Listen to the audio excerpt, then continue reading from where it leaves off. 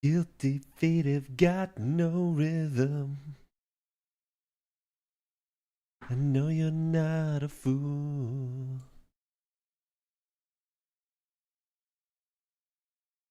And I've been given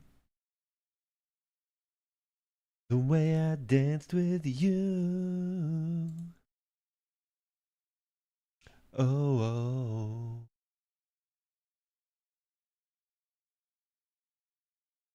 Na-na-na-na-na-na-na.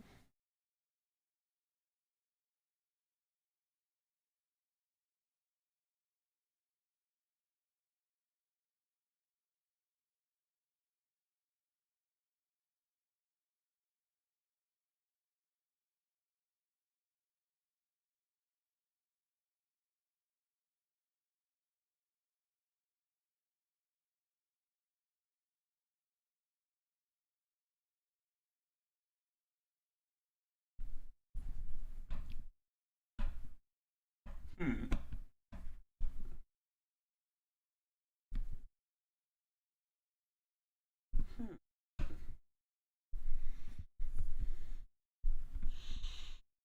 Hmm. How did this happen? Impressive. Okay, there we go. The way I danced with you.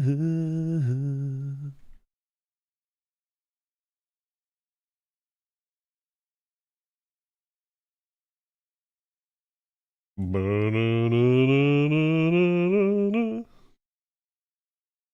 Yaga.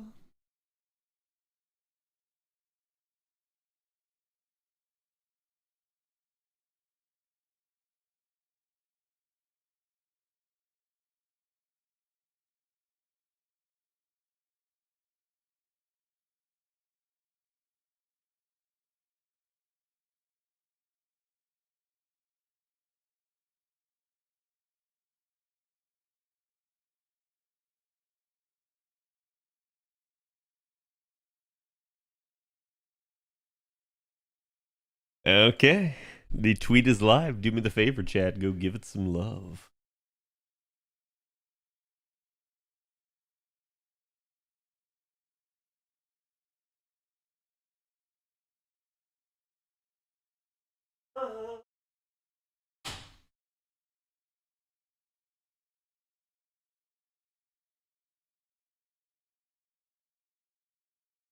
Hello, everybody. How's it going?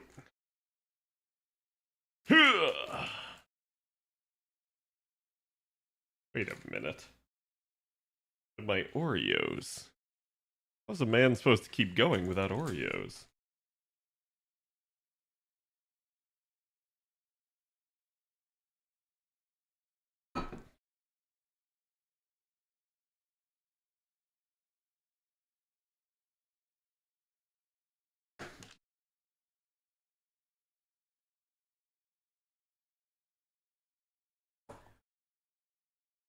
Okay.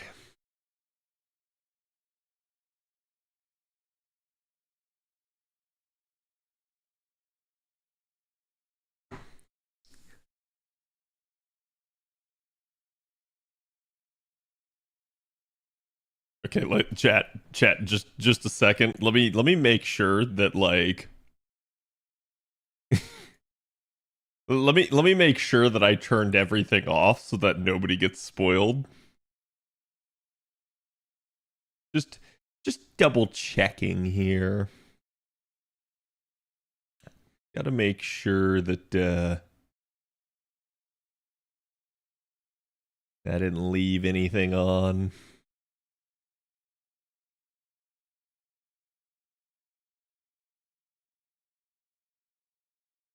Chika noko noko noko kush tan tan.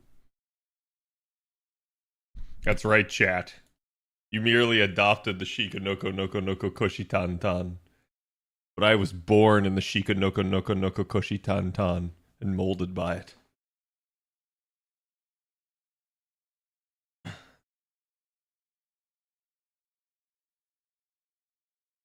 Oh dear, look at the time. All right, like I said, I have 110%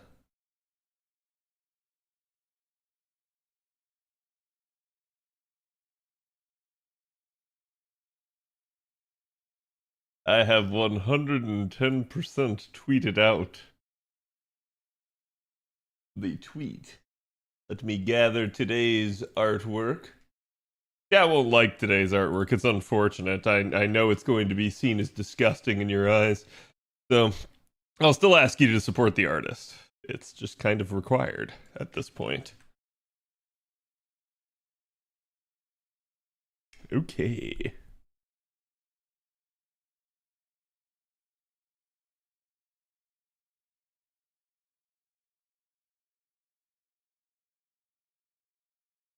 Oh, I see. Type, thank you for the 4 months. King, thank you for the Prime for the 6 months. And No Earthly Clue, thank you for the 13. Miffy, thank you for the 10. Saying thank you for the 51. Jesus. And Akakaze Yume, thank you for the gift. Ooh, gifted a 6 months at that. Hot damn. Thank you for the gift. I appreciate it. And some smelly dude named Prophet. Thank you. Thank you for the 56 as well. Yo, this art. Wait, chat, is this like the first you guys have seen of this art? Because like this art is, I mean, it's new, but it's not like new, right? Like this is not my first time showing it or even close. Yeah, I've 100% used it several times already prior to now. I mean, to be fair, chat, like at this point, like we got a lot. We got a lot.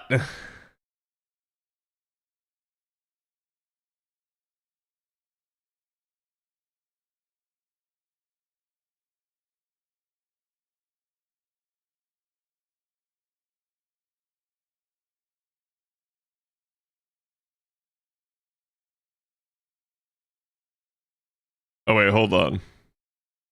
Oh wow, that's my old intro. Wow. Okay. That one's not like the other. Anyways, we got that. We got that. We got that. Yeah, I think now we're in the prior year. All of the ones you saw prior to the workout piece were all from this year.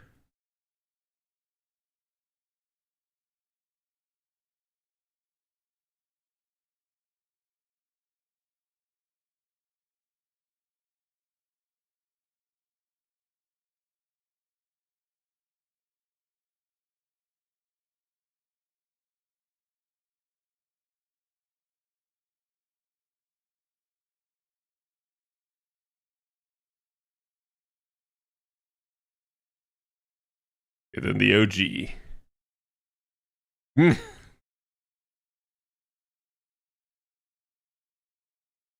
Needless to say, we support artists around here.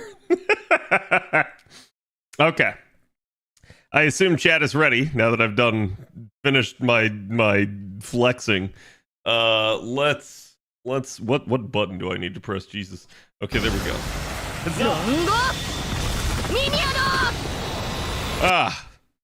Sorry about that. Like I said, I just had some stuff to do and was getting used to the stream deck there a little bit. Again, if you guys haven't seen, I can't pull it up. Hold on. There we go. There we go. I have the big stream deck. I would show you what it looks like and what the buttons are on it, but like they may or may not contain spoilers, so you're not going to get to see that. Okay. Do you prefer blue eyes or green? Blue, but green's not bad. It's definitely my second favorite. Dad, update the art. Wow. Chill. Here's the art piece. Go support the artist. I tell chat I have a tweet out and chat's like, who cares? I post an art for today and chat's like, give it to us now or we'll murder you. Hyper, thank you for the 61. Appreciate it. Good luck on the giant Ibuki. Yes, I know. So chat, I'm sure y'all are thinking that that was a typo on Discord. It was not. It was purposeful. I want you all to let that sink in. Anyways, I hope everyone's doing good today. We are going to be basically doing one of these. I got to spin down on JP and NA. Got some fun stuff planned for you guys. We are going to be doing... That's not the... Yeah, actually, no, it is. We are going to be doing NP5 Ibuki rolls. Now, there's a caveat. There's a catch. So, part of this process was I kind of realized that my... basically, my Musashi's pretty well... pretty well bonded up. And still absolutely usable for a long time. But I sat there and I thought, like, you know what? Maybe I should get an adequate backup option for her. And then I just don't have to care. So I thought about doing that, but then I was like, but I kind of want to save money. So then I had this genius thought that is that when I roll NP1, I do a lot better than whenever I roll NP2, whenever I roll NP5. So the thought that crossed my mind is, why wait and risk shafting myself? And why not? Let's drag it out and let's do a fun roll every freaking night. So chat keeps saying, oh, that's pretty cool. Cat has 3 slots just for Ibuki. I'm like, yeah, go read the schedule again. It's 5. it's not 1. It's not 1, it's not 3, it's 5. So we're gonna basically be rolling a lot this week. And I figured it's going to actually be an interesting way of handling it. I support this, yes. So the idea is going to be 1 copy a night, every night for a week. And we'll see where we end up. If I end up getting a double, I'll probably just not roll the same night that I have Scotty rolls. So that'll be what that'll be. I was like, is his luck that bad that he needed 5? Yes. How did you know? I wish you could share all the extra Erices you get. Why, are you saying that I'm gonna get a bunch, or are you saying that because, like, you got so damn many? Oh, I didn't need that button. Whatever. You know, I do need that button, though. Let's press that button. Whee! Okay. Hello, Cece. How's it going? Are you excited about August 4th? Yes, that is the other thing. So after we're done with the rolls today, I am going to talk with you guys. Oh, hold on. That's in the way. I need to move that out of the way so that chat doesn't see that eventually. We're going to be doing a primer for upcoming JP Annie. I'm going to try to talk with you guys about all the things I think you can expect for JP Annie, since I've had a bunch of people just asking me about it. So I feel like that's going to be a good way to kind of get everybody prepped and prepared for it. Also, to simultaneously curb some of the hype and maybe lift it up higher. Point here is that perhaps I'm going to take the hype and shove it elsewhere. Not that it won't exist, not that I won't make it worse. I'll just move it away from me. So that way nobody in chat has to go like, but Cad, what will I get? What's going to happen? And I can instead point to that video and be like, see, noble chatter, that's what you're going to get. And then it'll all be perfect. Exactly, all according to Cake. I swear I always get the support Castoria's card. I don't know why. It's been like 90% odds when I've been doing this node. Gonna be real, if they don't do some significant changes for Annie, I will hope on them bettering FGO. I will stick with the game, but I'm just tired of hoping they make changes. Oh, that was me last year. So like, I'm still gonna talk about obviously the possibilities, but y'all need to understand that it's not gonna be like, hey, every single issue you have with the game gets fixed. It's going to be one of those deals of like, we hope they touch something. Perhaps us. Either way, that's going to kind of be the idea. I can't wait for more of the I didn't get what I wanted, therefore it's bad. Yeah, I mean, look, I'll just be upfront and say that I'll probably be disappointed automatically in the anniversary if they don't fix the coin system at this point. But but that's not going to make Annie bad because I'm willing to like separate my own expectations for like what it is as an anniversary, right? NP5, indeed. Thank you for the 36. Jack, can we get some love for AK's 3 years of support? Appreciate it.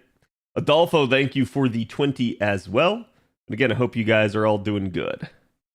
Hope everybody had a great weekend.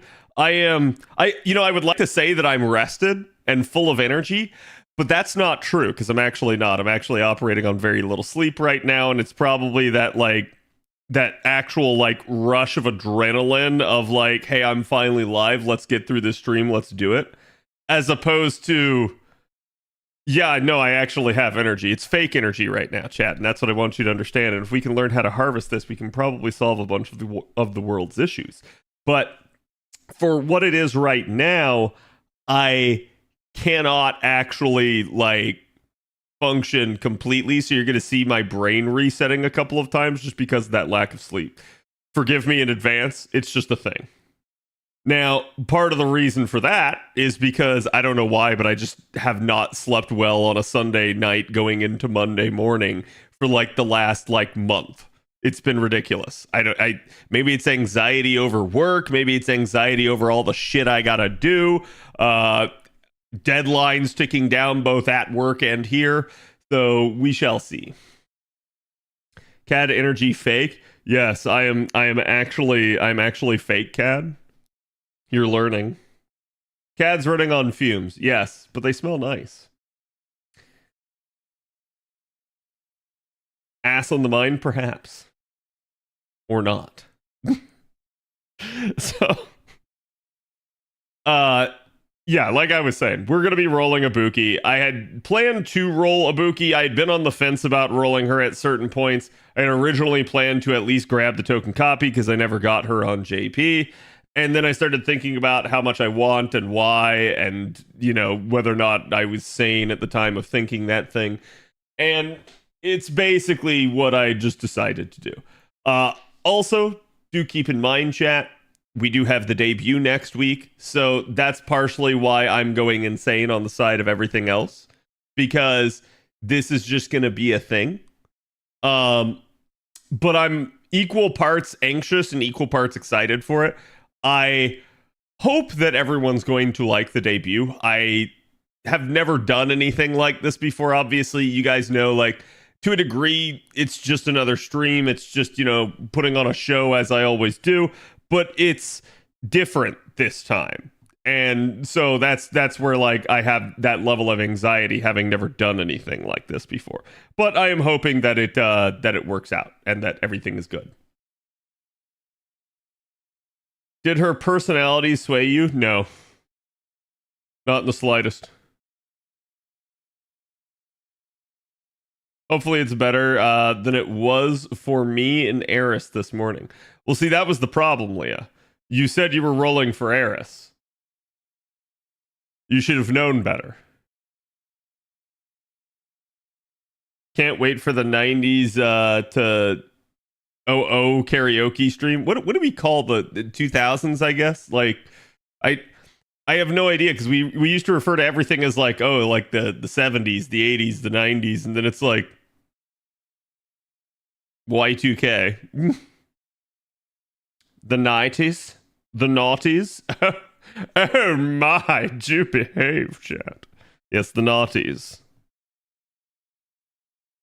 I was gonna say, isn't that the old British term for zero is not?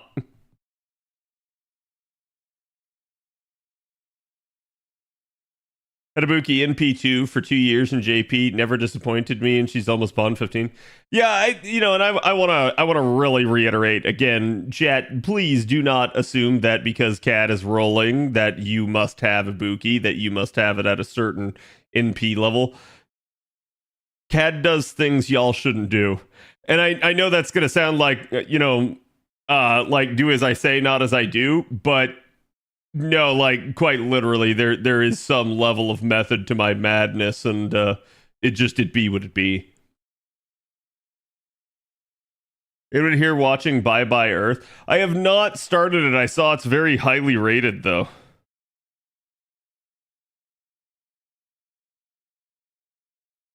The cad tent cometh? Yes. I do not have a catalyst, though. Unless chat can think that I somehow have one by virtue of actually lying and stretching the truth. Get alcohol. I mean, that I have. Or drunk. Don't have a random cheerleader pom-pom lying around.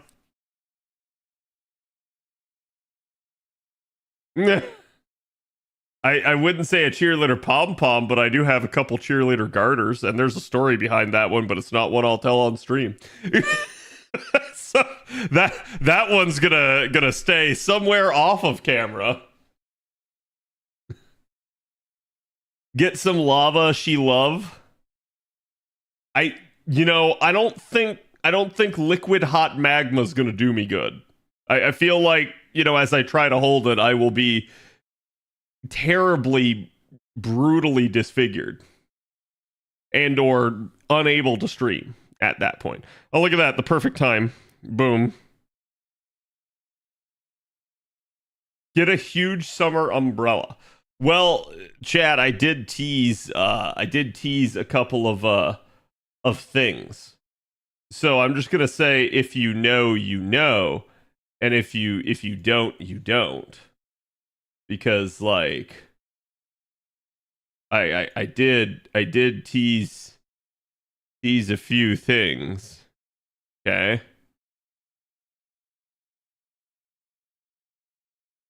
And then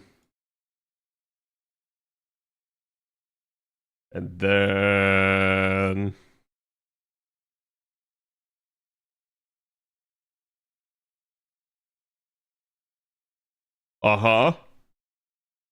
Wait a minute. Oh, this is actually awesome. I can actually see you guys. Perfect. Do you have an asymmetrical ass to use, perhaps? Huh.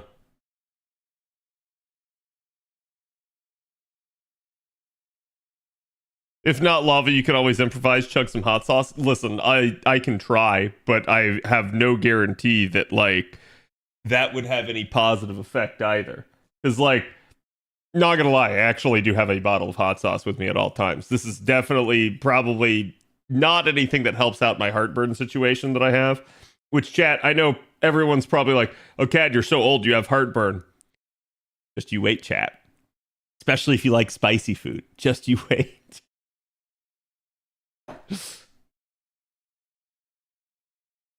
Now, where's the shot of her looking down at me in disgust? Don't you already have a couple of those? The elephant spook? I see. Get beer poured out for these rolls. I love spicy food. I do too. Like, it's the one sad part is that like as my heartburn has been an issue with me as I have gotten older, and I want to be clear, chat. While some of it is 100% self-induced, other parts of that are straight up like it's hereditary. So there's nothing I can do about it to that degree. I could just try to cut back on it. So it's like that's been the sad part is that now I have to take medication for it fairly regularly. And I basically shouldn't eat spicy food, but it doesn't stop me all the time. Pantoprazole, my beloved. I think that's the one I take. I don't remember if it's that or the...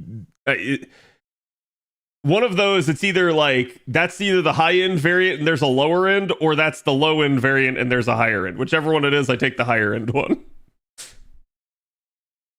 I know the pain as you get older, the worst acid and spice is hitting me. Right, and it sucks, because you're just like, man, I love this food. Why does my body reject me? That is the ultimate truth. Why does my body reject me? It should not. This is bullshit. I also self-induce my heartburn and keep on eating spicy, but not the regular. But not on the regular. Yeah, that's like I've had to cut back. So like for a lot of things, and this is going to sound incredibly weird, right? But for a lot of things that I would like put hot sauce on, instead I end up putting like barbecue sauce on all the time. And so that like I'm not going to say that like barbecue sauce is necessarily better either, but what you got to do is you got to like find barbecue sauce that's not very acidic necessarily. So maybe like a little bit more molasses based instead, and that's actually okay for you. Same thing, like dairy's obviously good. It helps you out. It's not nearly as bad for you. But then it's like, okay, so is my solution just eating a bunch of fatty stuff? And you're like, God, I hope not. Hello, Ando.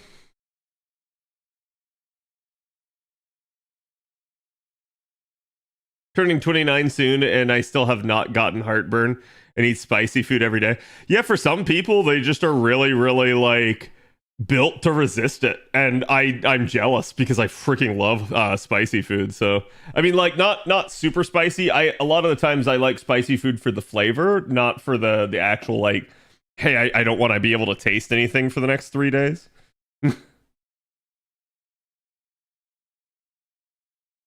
Roxas, thank you for the raid. Welcome everybody. How's it going? What were you guys up to today? You're just getting started on Fago. Actually, hold on. Let me check my do not disturb.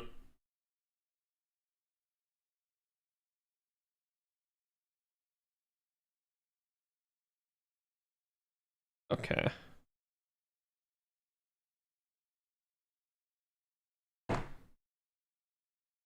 Ugh. You should not lie down at least an hour after you eat if you're struggling with acid reflux. Yeah, and that definitely is a thing that I've learned because I have 100% like woken up in the dead of the night, basically like just incapable of like breathing.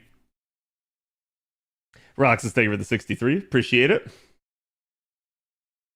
Let me get you a shout out here.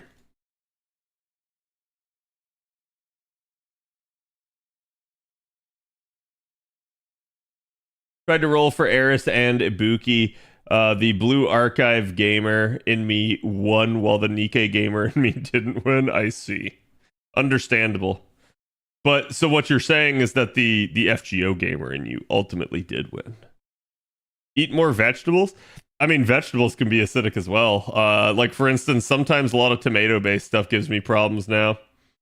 Jet, I just want to say that, like, dear God, this story is long. I find that the exposition just keeps dragging on and on and on and on and on and on and on and on and on and on and on. And I'm like, oh my God, I really don't need a, you know, like line, a throwaway line from every single person about how like, oh, well, we've really got to, you know, like talk with every single person and get their 2 cents on every single thing. Dad, you always put a tiny bit of sugar on any tomato-based dish to counter the acidity. Yeah, sure. I'm sure that wholly counters the acidity of the tomato-based dish. I mean, don't get me wrong, right? Like, I can eat a lot of tomato-based stuff perfectly fine, but sometimes it does bother me, and I have no idea when, where, or why. It just does.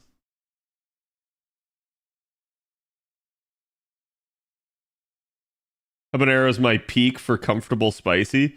I like poblano peppers. Poblano peppers are my jam. They have that flavor, that like savory heat that they give to everything, and they can be so good. I'm literally getting like mouth watering right now because it just sounds so tasty to me. Did your rolls go well? We have not rolled yet. I usually spin down my AP before we actually do the roll because it gets a little difficult after I roll to do so because I usually have to do cleanup. So I got both Lady Avalon and Summer Ibuki in 111 summon and Erice and 10 tickets. Nice, not bad. Congratulations. Already at the end. Thank you for the follow. I have a catalyst for Ibuki for you. What is that? What is I immediately knew when I saw this. I immediately, because I saw that the link had equals Khadroth in it, and I was like, this is going to be a clip from my channel. I was like, what the hell is it going to be? And then I was like, yes.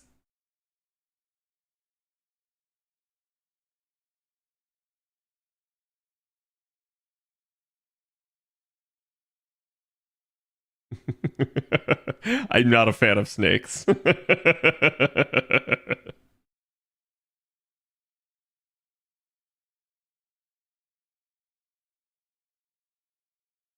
And what's terrible is like this was the exit like up here, and I think I saw it but didn't see it, and I was like panicking as I tried to like get up there. And then like I ended up in the corner, and then I tried to like get to that thing. And because I came at it from the wrong way, it shoved me back out in. So then the snake was trying to like murder the crap out of me.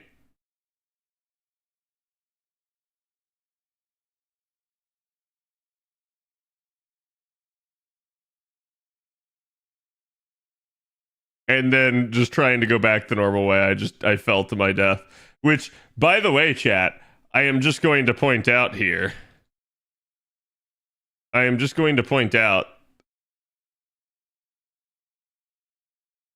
This was a long time ago. This was a long time ago. Big snake, yes.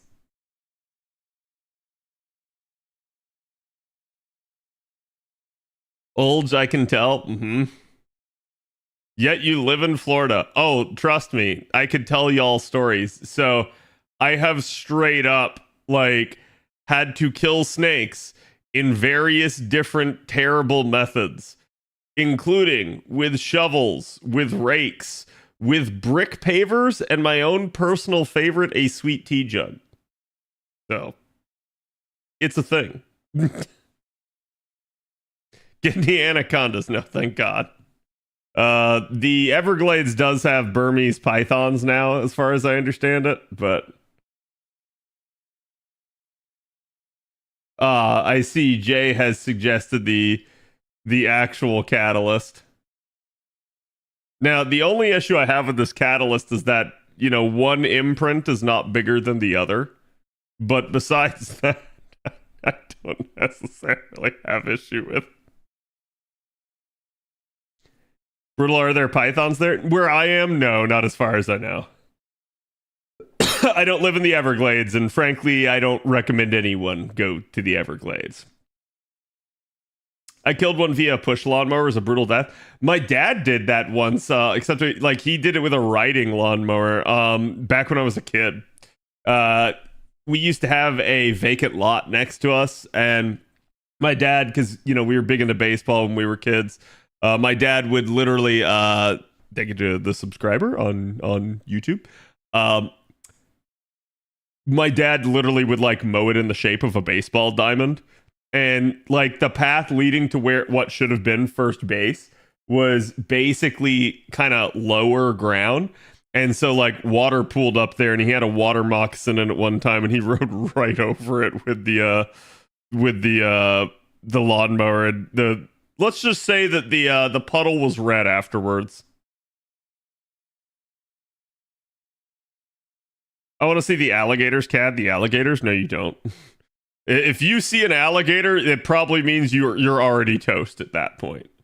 I'm not saying that like you can't get away from one. I'm just saying that like odds are if you got that close, it probably doesn't like you at that point.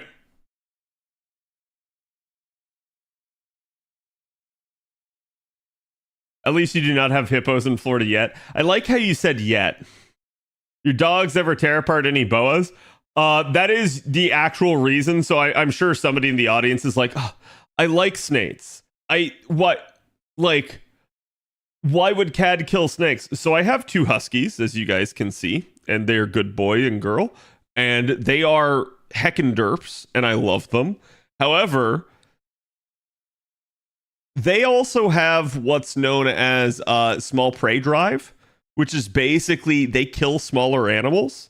It's a thing. It's known that a lot of dogs have this sort of thing. And so when there's a snake in the yard, they go after it.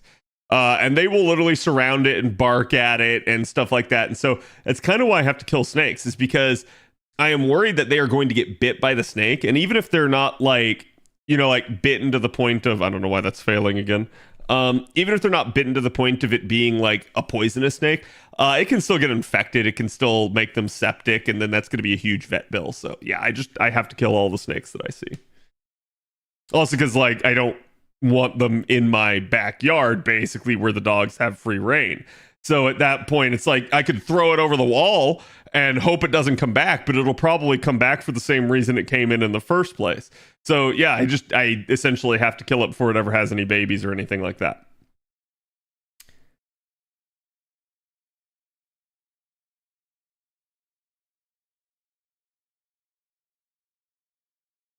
Snack waifu, yes. Regular snack, kill it with fire, pretty much. I grew up with pecking geese who like to tear the ass out of bunnies. Jesus.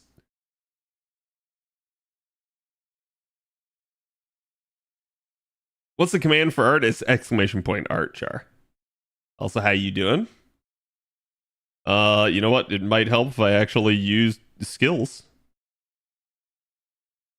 Dogs are curious. They are. Like, that's a big chunk of it. Mew. Thank you for the follow. Welcome.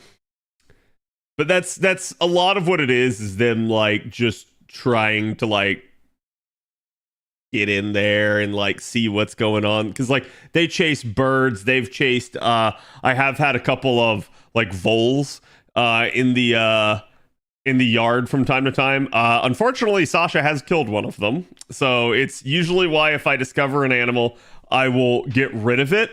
But snakes are the only ones that I usually kill. They're the only ones where I go like, it's not worth the risk. Because I don't normally get anything other than that, really. JP kind of dead now. Yeah, I mean, to be fair, we're kind of expecting that, right? Like, y'all still have until basically the 3rd until the festivities crank up. And I'm sure you're going to get like a pre-campaign. We'll talk a little bit about that as well tonight. Yeah, we're gonna be priming everybody for JP's anniversary. My cat has brought me mutilated snakes before constantly. I mean, listen, you say that dogs aren't cats, but dogs do the same thing to a snake, straight up. Like, it is what it is, right? But that's kind of why I just go like, yeah, it's not necessarily worth it. Like, even if your cat does that sort of thing, your cat can still get bitten, and that's like, I just choose not to take the risk, basically. It's kind of in the same way that like a parent won't take a risk with their child. I'm not going to take a risk with my dogs.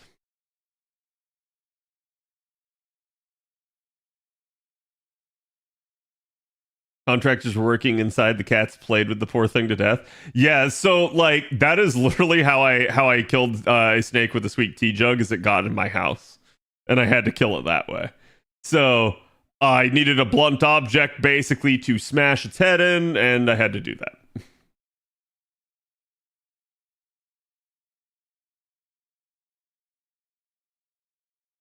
I'm surprised they haven't done 30 million downloads yet.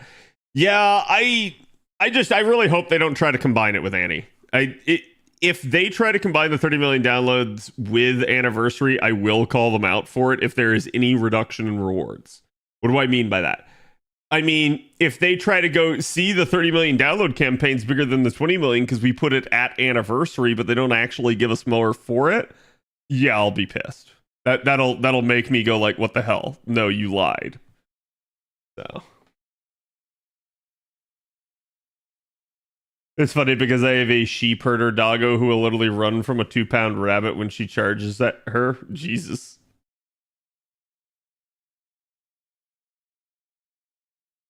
When she let him out in the front yard, good lord. But yeah, huskies do that. Like, it is just a thing for them. I have to actually like be somewhat careful with them around like even smaller dogs. They will play with them. They won't like they won't try to treat them as prey, but they get like unaware of their size and they're big heckin' derps already to begin with. So they just like they go ham, and there's not like much you can do about it.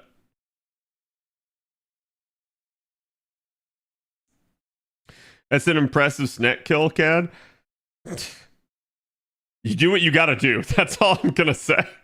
I've told you guys before, like, so the part of like that clip that we showed on stream is like, yeah, what do you do when the snake is like 20 times bigger than you and like you can't do anything, right? So it's like, that's me.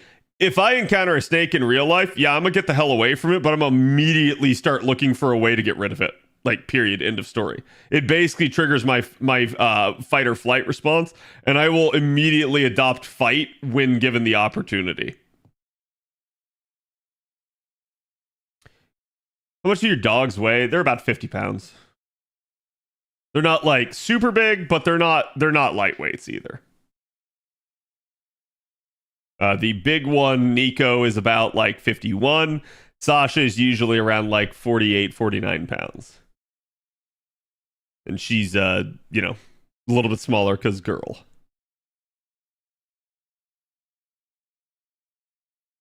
I like the old Anaconda movie with Ice Cube. No. No, please never. What? That's really weird. Why did I just see my Bluetooth headphones sync up there? I don't know. I have no idea.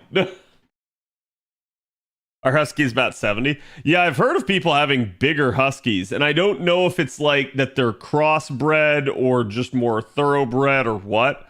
Because I've been told that it's around 50 is where they should be, but I've seen people with bigger ones, so I don't know what the deal is with that.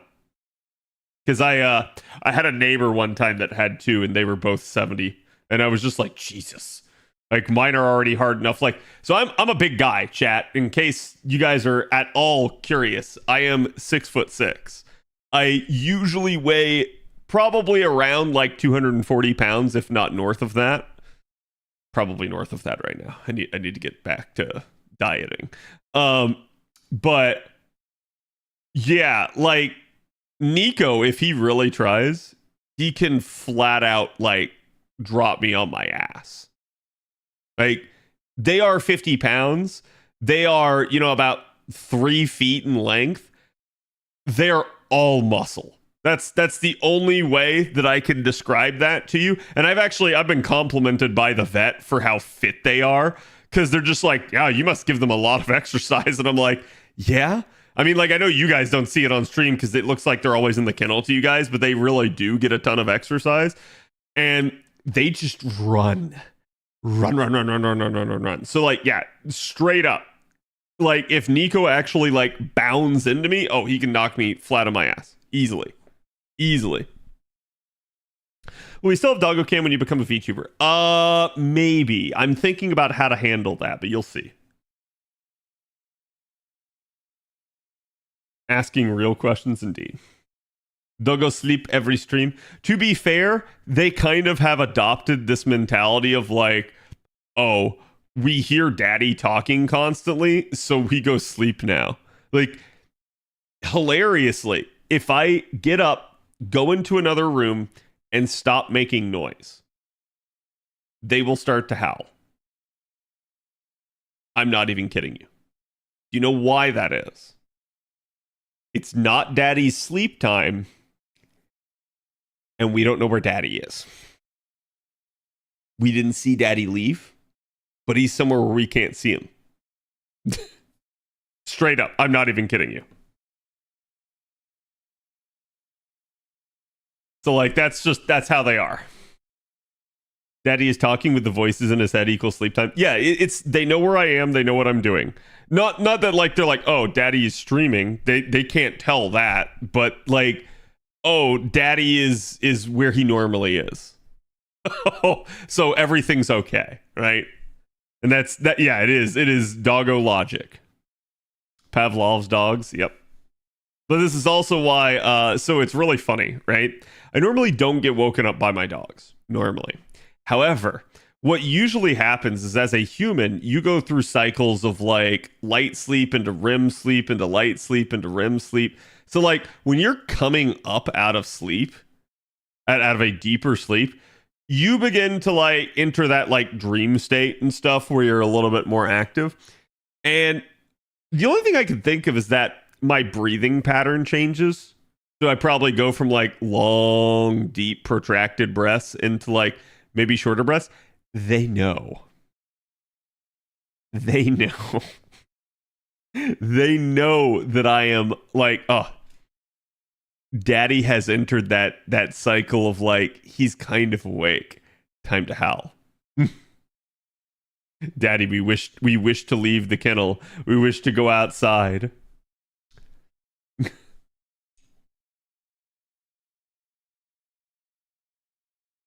So it's like they don't actually wake me up, but they 100% do respond, one, to my alarm, or two, to me waking up. So like if I get up, let's say like I wake up myself because like maybe I got to go to the bathroom or something at like 5 in the morning or something. They know. They 100% know. And half the time I have to tell them, no, shut up, go to sleep.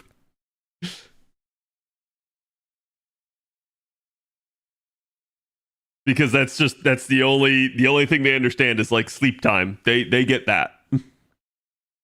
It's so rare to hear them howl during stream. Yeah, they really don't. Like, and that's why like everyone keeps going like, oh, aren't huskies like super vocal and they're like constantly like making noise? And I'm like, no, they only howl when they want something, straight up. And like the only reason they do howl is because they can't do it themselves. What do I mean by that? What I mean by that is the door that leads to the outside, Sasha has figured out how to open. They're no longer dogs, chat. They're fucking velociraptors. They know how to open doors, and it's terrifying. Okay? Like, so they don't howl for that because they just do it.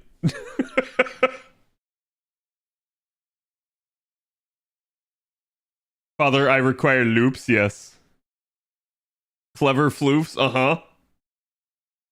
They're evolved. Yeah, they thankfully can't open knobbed doors, but they can open sliding doors like that. Oh, it's freaking nuts. And I'm pretty sure if they really wanted to, they could undo the latch for it too. So the only way I've managed to stop them is by locking the door, and I still think if push came to shove, they could do it. They're becoming like doggish kobolds, yes. I'll do it myself. Mm-hmm. You really think a raptor could open a door? No. Which means my dogs are smarter than raptors. But that is the typical Jurassic Park trope. So are you going to train them to fetch you a beer from the fridge? First of all, the huskies would be more likely to get in the fridge than fetch anything from it. And secondly, I do have a video somewhere of Sasha drinking beer. Not due to me feeding her beer. No, like I had a party one time at the house and Sasha basically just started drinking out of someone's like can that they left out there on the table. She was just like, "Oh, sweet, this is mine." I was like, "Can't go get another one. You're not going to want to drink after her." My German Shepherd would open the back door to play with the squirrels outside my house. Yeah. She's in the festive spirit. To be fair, my dogs had a blast at that party because there were so many people, and they just like they ran all the hell around like the house and the backyard with people. They were having a blast. So one of my cats can open the lever knob interior doors unless I lock them. Yeah, I've seen cats do that because my parents' cats do that, and it's freaking hilarious as well. My dad got drunk on New Year's and gave my dog a beer. Yeah, I mean, I expect that to them. It's just like flavorful water, right? They don't give a shit. We gave her a good anti-hangover breakfast the next day. I did give her some bacon. I don't normally give my dogs like more human like meats, right? Like processed meats and stuff like that. Because I've heard that can actually be bad for them. But occasionally, like, you got to give them a treat. Right? Like you can't be totally selfish. Every once in a while, maybe a bit of the hamburger falls off the table. My dad had a Saint Bernard. They used to give her beer and she'd get drunk. Oh yeah. I mean, think about it this way, right? Like drunkenness is not something that's unique to humans. It's how you get basically when the blood alcohol, or sorry, the alcohol level of your blood rises to a significant point. So, like, I'm sure it doesn't have the exact same effect on everybody or every type of creature as it would a human, but I guarantee that it still affects them. I requested dog pics. Yes, I need to get to that, but I have not had the opportunity, so forgive me, Czar. Do you give them peanut butter? Yes, that is their special treat, which is why I'm not going to say that word again, because I literally saw his ears perk. He is listening. He knows. Like, chat, you can't see it, but like he's there. He looks like he's asleep. Okay. Oh god.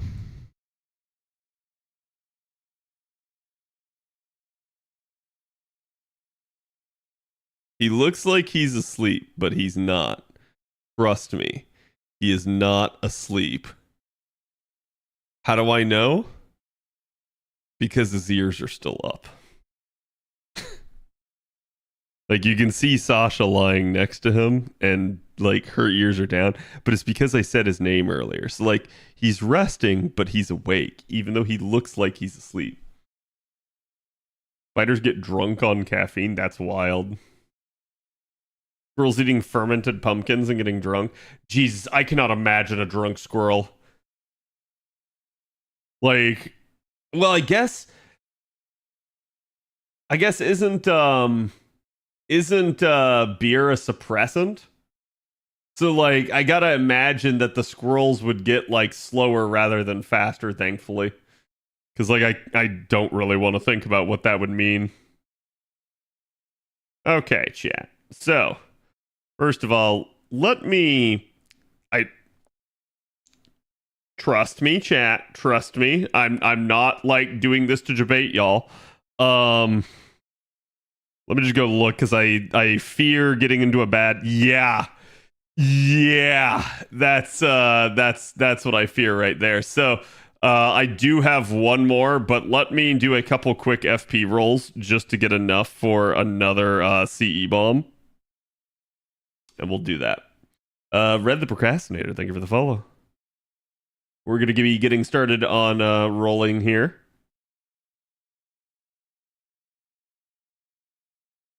Okay, so that's 1, 2 of the blue. Sorry, let me move my mouse so that chat's not seeing it constantly. Oh, that's 4 of the blue already, so it looks like blue will probably win. It didn't.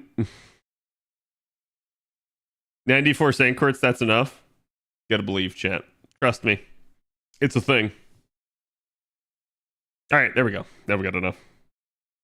Yeah, it's literally all I wanted to do was get enough so that I'd have another one, so that I always have a backup option. I never like being on my last craft essence, because that gets spicy.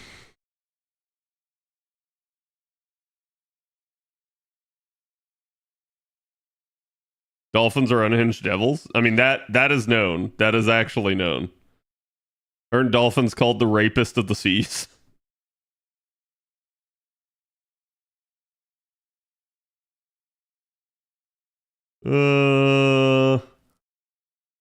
Wait.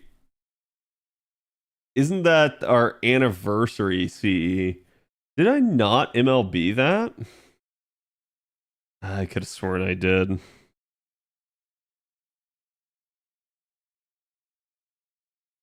I have no idea if I have like MLB of some of these, so you're gonna see me just trying to whittle away at some of this.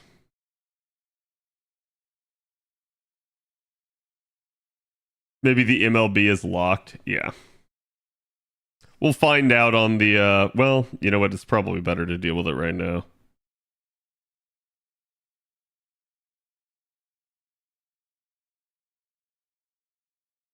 Okay, so that one I already have MLB of.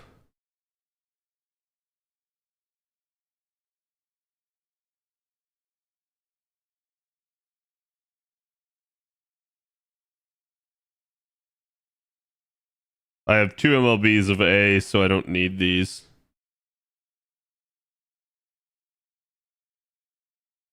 Jose, thank you for the sub.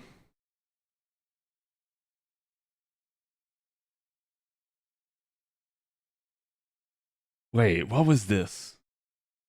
What was this?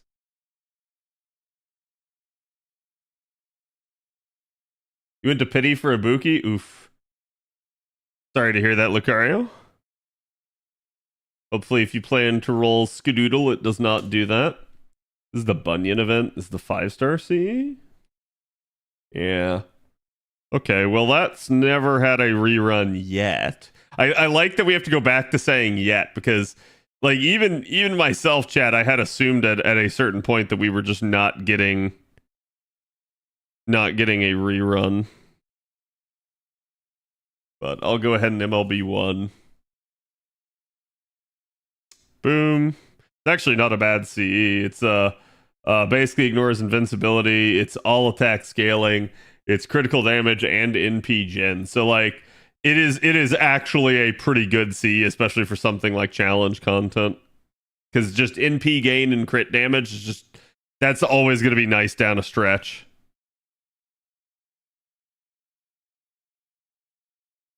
Couple extra copies of Cranking.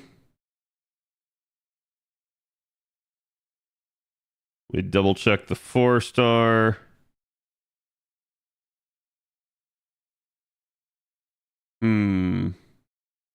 Really?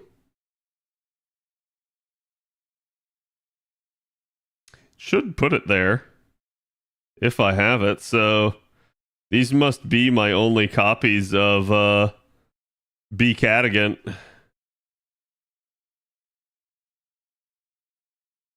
Reruns were dead for a while. Yeah, like, so the problem with this was that like some of us basically were telling people like, hey, look, you know, it still might happen. You still might get a rerun. But essentially, there was no guarantee. So the problem that we had is that the devs hadn't said they were done with it. And so there was always the possibility. But a lot of the community was saying, oh, they're done doing reruns, even though that's not what the devs said. So the issue at play was that it had been so long that even the people like us that were like, yeah, you know, they never said we weren't getting another one ever again, had begun to believe that we truly weren't getting another one ever again. So it really just caught everyone by surprise in the sense that they were so willing to do more. But I'm kind of glad that they did. All right, so like we were saying, chat, strategy here is going to basically be we're going to be rolling 1 copy a day. So hopefully we end up with the NP5. Again, it'll just remain to be seen. But the goal is, again, going to be to see how efficient we can be as opposed to me rolling, you know, NP5 all in one fell swoop. So I'm going to do my paid La Single. Start out here right out of the gate. 5 days of Ibuki. Yep. All right. Paid La Single didn't give me crap. I was hoping that we might immediately get the copy and be able to avoid everything. Actually, let me double check here. I should have gotten everything out of the Mana Prism shop, but just in case. Looks like we did. Which means I'm stuck with the 5 tickets I have. 5 rolls at CADs, pretty much. 5 days of being flattened by Ibuki. Then Thursday is a doubleheader. Indeed it is. All we need are these 3 multis. And a dream. I love the daily scam. Listen, daily scam actually works out really good if you're a whale. If you're not a whale, I don't really advise it. It's not really that worth. Like, there is some discount, but if you're not comfortable spending money on the game, don't fall for the bait that is. Because, like, and I've said this before, your true strategy should be trying to save 2 pity. And once you're at pity, then you can start like rolling for a lot of stuff and then actually trying to see what you can get. Oh, that's true. Yeah, I'm not going to have any of the mail C's. So this is going to be interesting. If you ever have leftover paid Saint Courts, is 100% worth using them for that, though? That depends, right? Like, because past a certain amount, it might. Oh, okay, Erice. God. I was like sitting there, I was like thinking, is this going to be Shinjuku? But yeah, there we go. Easy Erice already. Oh, hi, Erice, indeed. Erice is a really, really good 4-star. I hope that came across when I was doing the video for her, but like her damage numbers for a 4-star are just kind of redonkulous. To me, it's a big chunk of why they felt the need to buff someone like Jalter, because I also think they were looking forward at King of the Cavern coming out as well. But I think they kind of realized that like Jalter was kind of going to be in just a weird spot at that point, because you were going to have a unit that had 50% charge and basically really good ability to like lock down enemies.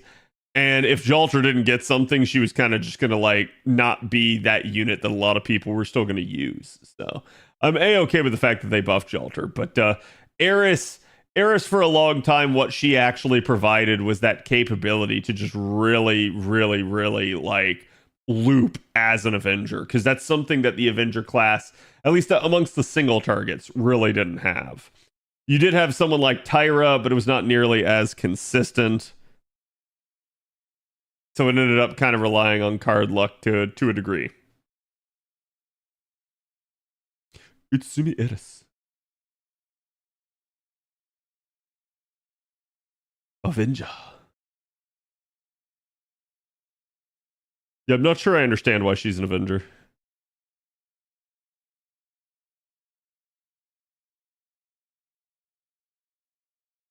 I like this first Ascension. It just looks really, really nice. Okay, so already one multi and pretty good luck there. I'll take it. Avenging her dead series, yeah. Holy gold, it happens. The only time I spent money on the game was for the class banners from Anniversary. I rolled Archer 1 and got Tristan and my boy Jim. Nice. Yeah, normally I tell people if you're going to spend any money on the game, it's actually just the GSSRs are a really good option for you.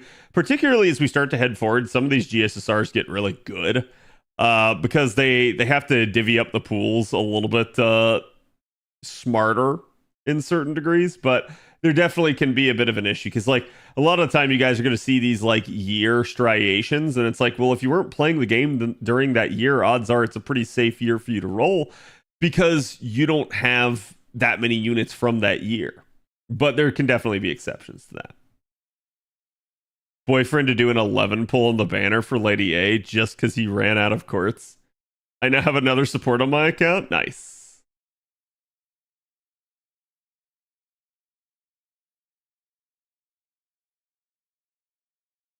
Eighth Annie GSSR is sleeper. Eighth Annie GSSR. I'm trying to remember exactly what that one was.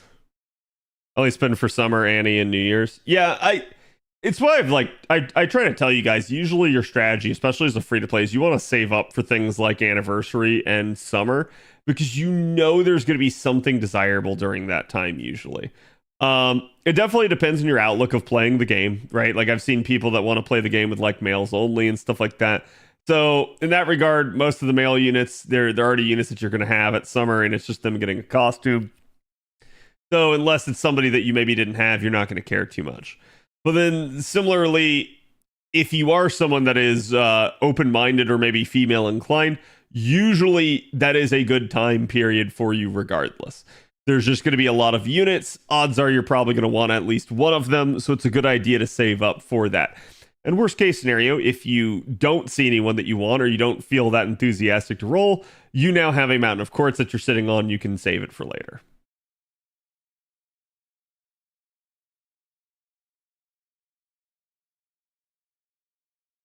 Next Annie is the easiest GSSR choice ever. I mean, I don't know. There were a lot of people that thought that this one was as well. Ilioscope. Do you have any Annie predictions? We're going to talk about that, actually. That's basically going to be the video that I'm doing here to a degree. It's going to be equal parts like, hey, you guys can expect this, and then equal parts like maybe some supposition on my part.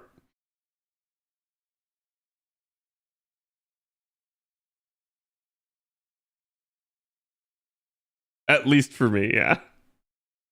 But yeah, this last one had the Berserker one, which again, like I know a lot of people here are rolling on Ibuki, but that Berserker GSSR is one of the most like guaranteeable good GSSR pools ever. You literally had a choice between Musashi Berserker, who you knew got buffed in the future, Arjuna Alter, who we just still know hits like a Mack truck, and then Morgan Le Fay, who obviously Morgan Le Fay has 50% charge and her man super effective. So like there just was some really, really nice. Ooh, Victor of the Moon. Shame this is not my JP. But there just were some really, really nice rolls there. Take my luck, although it was a bit bad. Oof. Are you going to be streaming the JP anniversary? No, I usually don't. Mostly because it's not normally at a time anyways for me. But also because my boy, Mr. Two Love Trouble, is our resident translator. So I usually try to support him during that time.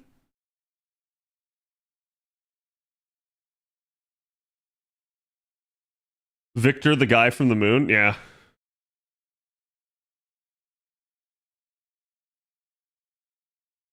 Two NP5 berserkers already.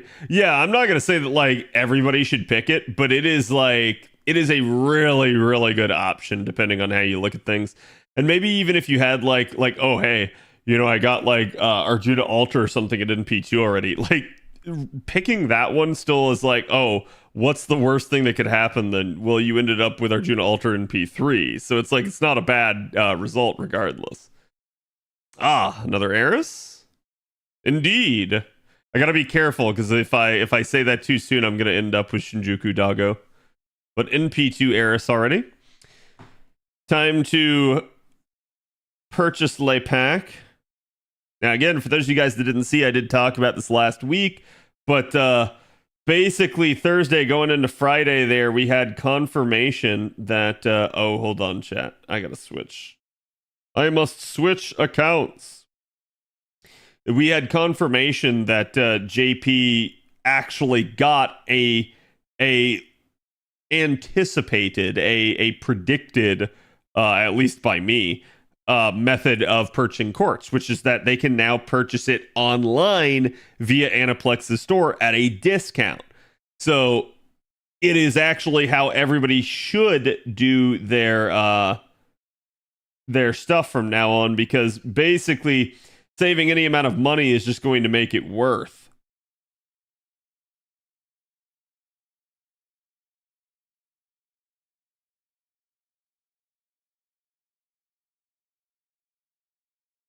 All right, this portion is going to take a little bit longer, chat.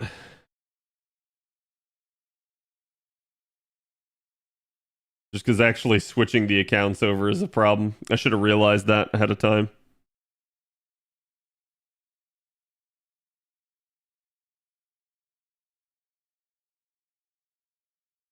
That might be the problem.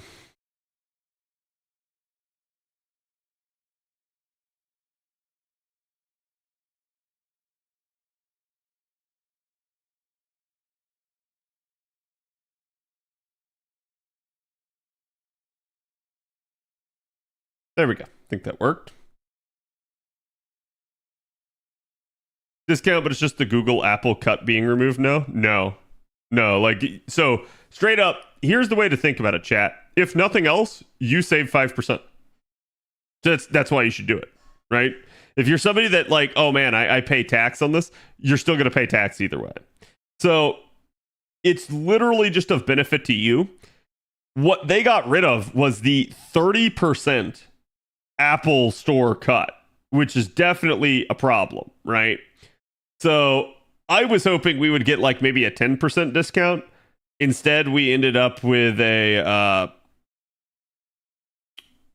5%, but I'll take it, right? And like I said, this is exactly what I predicted would happen if they actually got the account like system up and online. I suspect that was their ultimate catalyst for doing so. Just pure and simple greed. They wanted to make more money. Okay, now we're coming back, chat. Sorry about that.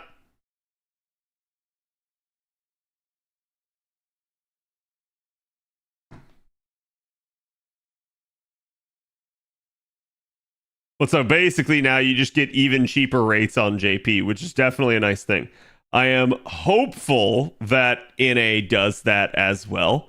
It would also be interesting to see, like, in the future, do they offer something like sales on courts, because that's just straight up going to be an interesting thing if they do. You save, they keep more and more servants to play with. Win, win, win. Yeah, it's straight up like they just cut out the middleman, and I am a-okay with that because fuck Apple. I'm sorry, like they take way too much of a cut. I am a-okay with like Steam charging 30%, and I know that's going to sound hypocritical, but because Steam is always siding on the side of the consumer, and absolutely does like sit there and issue refunds. They have a great like store and stuff like that. So to me, their product kind of warrants it. Whereas Apple, no. Apple's just restrictive and annoying and dumb. And I don't think Apple deserves the 30% cut. I think they've just made bank on that for years for no good reason.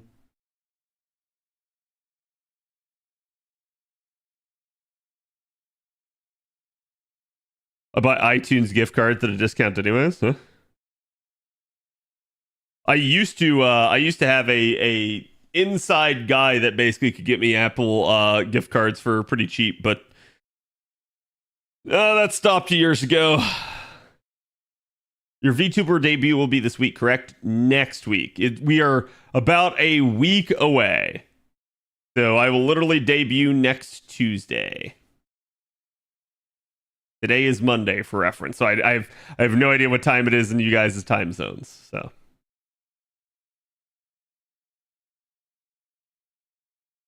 here in Brazil, this stuff is so friggin' expensive. Oh, that I believe that. Like I've also heard like for our Australian friends, stuff is incredibly expensive too.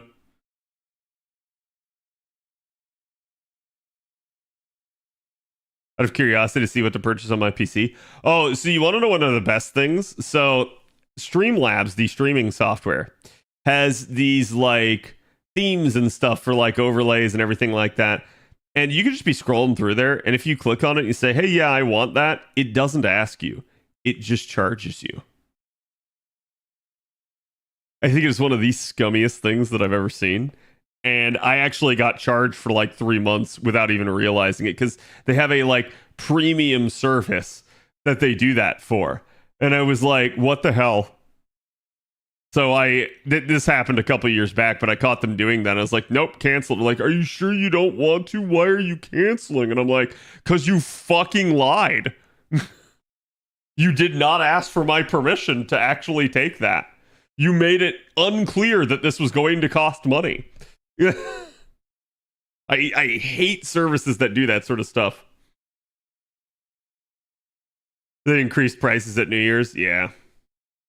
Well, I know Twitch got more expensive for some of y'all as well. I know it had kind of been going internationally, but now it finally hit us here in the States. That is 3 Erices already. The summer 4-star luck just continues to be insane. I will take it, though. I got no problem with the increased 4-star rates and me getting, well, basically better yield. Because better yield is more rare prisms. More rare prisms is more stuff I can buy from the rare prism shop. Because I'm somebody that, like, I don't fully purchase the shop every month, but I do purchase, like, some of the most expensive things in it on a month-to-month basis. The source for the Lady Avalon art? Yeah, there you go. Manaru got you. It's just the art command if you ever want to know it. Yummy. And welcome to the stream. You forgive me the 4-star update? Oh, I didn't forget. I'm well aware. And I am a-okay with it. We're mining for gold. Is the Aniplex purchasing Sanct Courts fix the problems with JP region locking? Yes, because you can straight up register on their website and pay with a what's the word I'm looking for? Pay with like an American credit card. Like you do not have to have a region locked credit card. So yeah, you're perfectly fine. Now, your bank or your credit card might have issues, but that is a thing. You can only use a credit card as well. I believe you might be able to work with a debit, but basically they want card. You can't use something like PayPal. Who's going to keep record of the roll from day to day this week? I leave that up to the mods. They can certainly try to keep mental track themselves or write it down.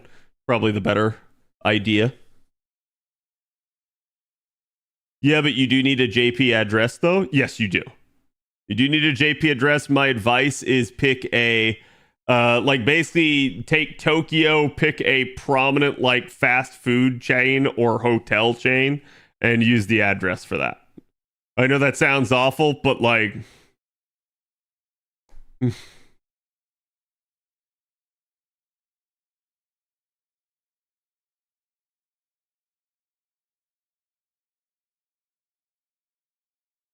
A Tenso shipping address for that meat feast? Interesting. Yeah, the only issue I had with trying to pick a foreign address is that the foreign address did not list the, like, the city code for the post office. Or sorry, for the postal, like, code.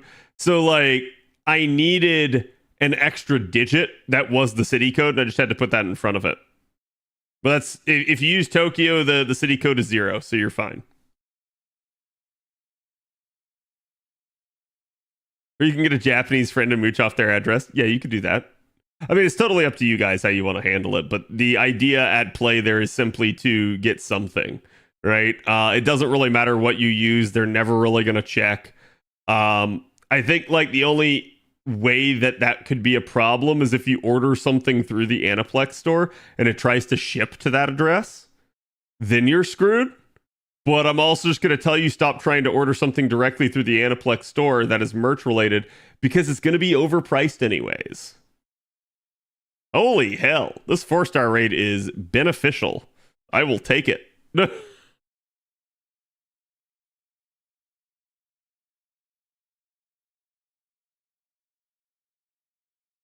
Buy a place in Tokyo, rent it, profit, and you get your address.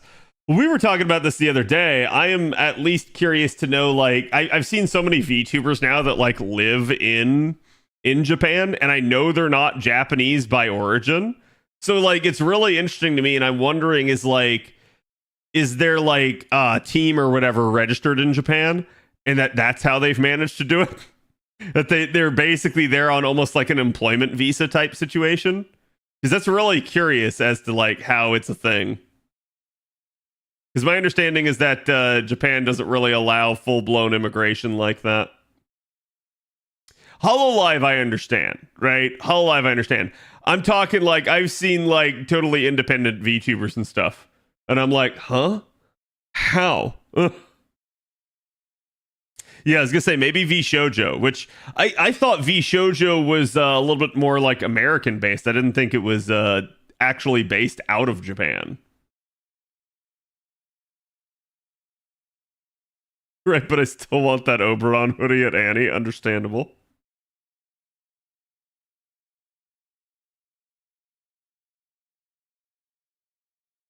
Oh, Berserker.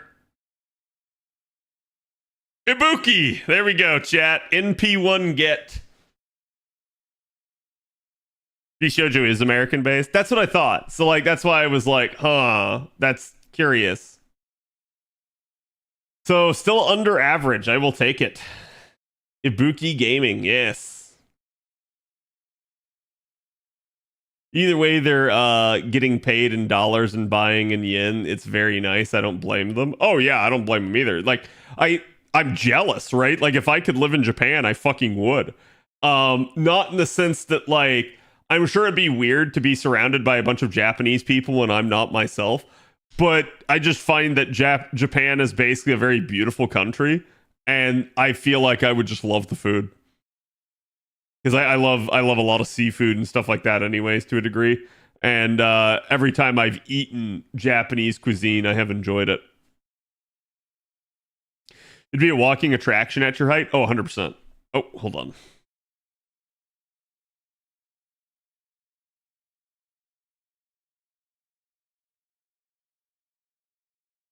Have I been there? I have not. I've just seen the pictures. There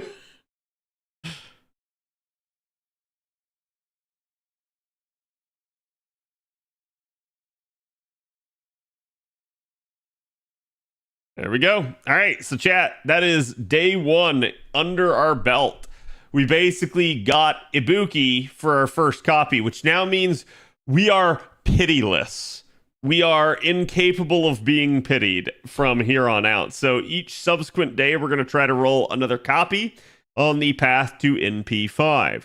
So far, day one's a success. We literally got out with a pretty amazing haul there of Ibuki and 4 Erices and only 210 courts. So, like, not bad. I'll take it. We may be pitiless, but not maidenless. Exactly. Good luck. Thank you.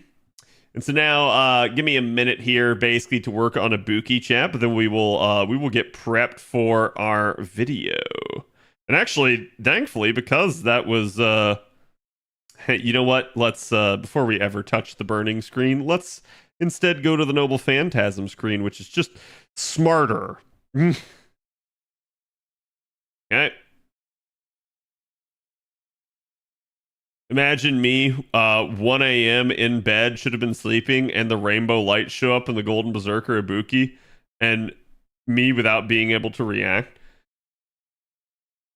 Just be glad it was Ibuki and not a different Berserker, because that can always happen. I'm sure you still did react to a degree. Like, I gotta imagine you were still ecstatic. You just couldn't scream, right? Let me think here. Craft Essences. I really don't need any of the new Cs, but I suppose I will keep at least a singular MLB of all the male Cs. No harm in it, really. Are we doing 1 NP a day? Yes, that is the plan.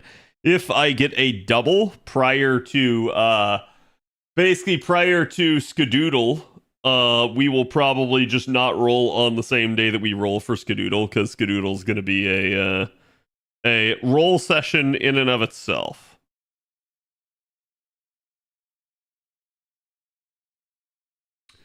Okay. You just filter by that. So I didn't end up getting any of the male 5-star. That's perfectly fine. I will lock in 3 copies of that I got.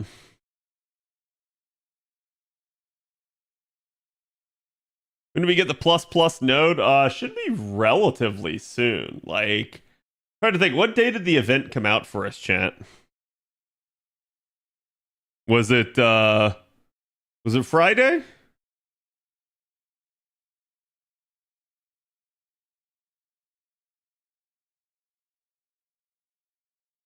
Same time as Scotty, I think. Yeah, I was gonna say last Thursday. Okay, yeah, so it probably is the same time as Scotty then. Okay, so we got that. Let's actually feed all the rest of that. This should not take but a moment. That's enough.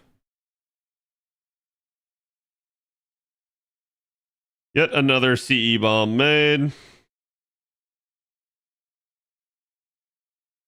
All of this is Garbo.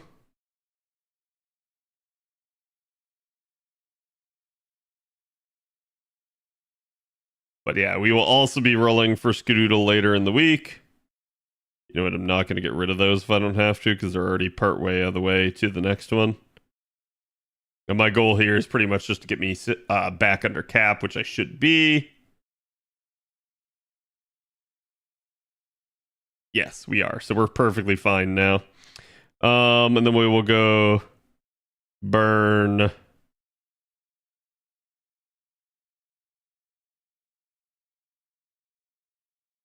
Easy clap. Okay. So the good news is too that we already have 4 Erices. So if the Erice rate keeps up on a day-to-day basis, we are very, very likely to end up with a ton of rare prisms from this. So absolutely fantastic and exactly what I was hoping for. I do already have the HP foes for some reason. I think I accidentally pulled them out if I remember correctly.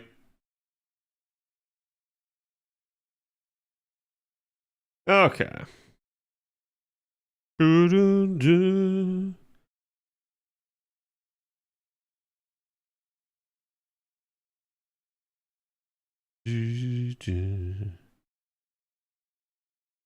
I'm not going to be able to pull out another one, so let's do it like this. I'll go ahead and get Erice up and online as well. How much was she? I just jumped back in. 211. We will keep that pinned.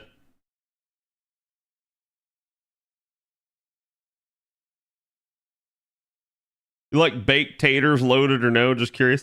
I do like baked taters. I do not necessarily care for the sour cream on them, but everything else is perfectly fine. I don't mind scallions. I don't mind bacon bits, cheese, you name it. Sour cream's a little for me. I can eat it with it on it, but like it definitely does not enhance my enjoyment. Wait, how much did she? I think I gave her another HP set there. Yes, I did. So, attack.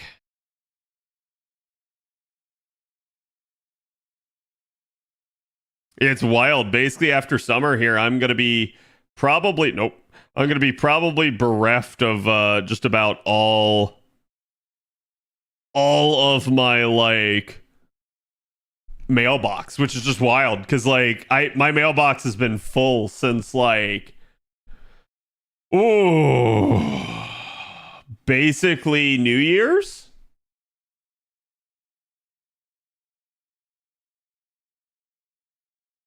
Skip, please?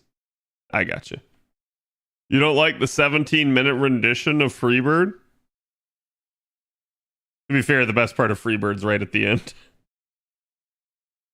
So you can see I kind of had like partially leveled up Gareth, and then I realized, I might want to sit on this for a little bit. Just in case. No reason not to throw that on. When are we getting another lotto? It is not till November. I highly, highly, highly, highly, highly, highly recommend maxing out your QP thing here in this event. It is literally free QP. It's the very first node that you unlocked. You can see you can get it down to about 20 hours, and it is certainly not bad. That's like every 20 hours you're going to get just 8 million QP for free. So I highly recommend it. Max that out ASAP, and then you should be able to just repeatedly collect.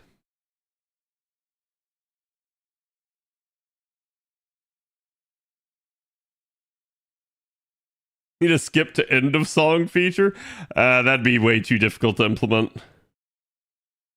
At least, unless we had somebody acting as like stream DJ. Oh, heckin' Bork is rolled over. Okay, so we got that, we got that. Actually, do I have... I do. So let's back out a couple of these just in case of a proc. Not that I'm likely to get one.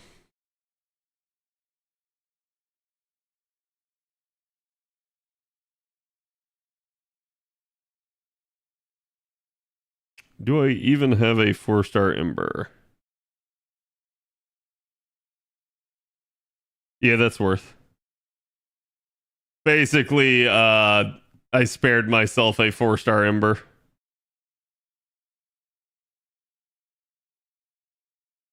Cad wants less work, not more. You're not wrong. NP3 Ibuki, I can skip the rest of the loopers, right? Is that what you want me to tell you? Meh. So the issue at play here, and I can't emphasize this enough, is that I think a lot of people are mistaking that they're gonna just be able to like auto do every 90++ node. And I'm gonna tell you that's not gonna be the case. Like you're just not gonna have that. I know everyone wants that, but that's not gonna be the case. Maxed out the QP and the experience one. I maxed out the experience one first because CAD needs experience. So like that's just how I handled it.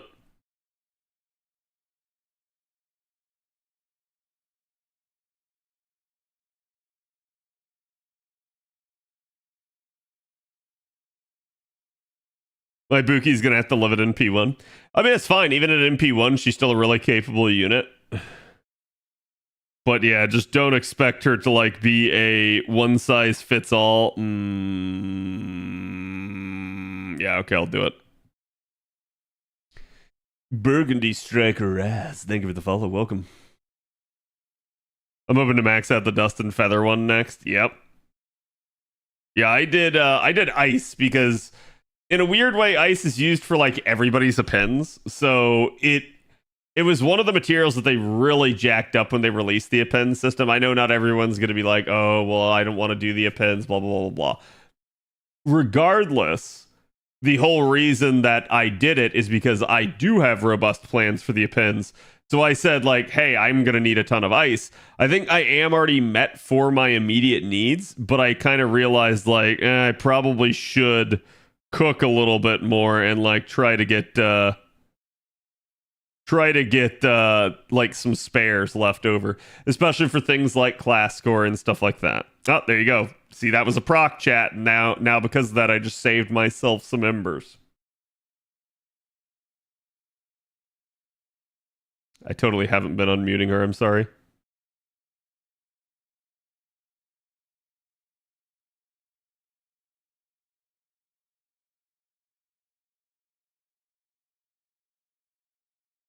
I low-key want to see this version of Ibuki fight Ushigosen.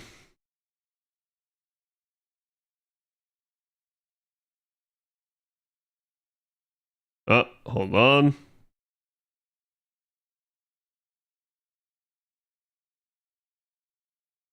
Is there a version of Braveheart sang by the cast of Try? And I cried the first time I heard it? Really?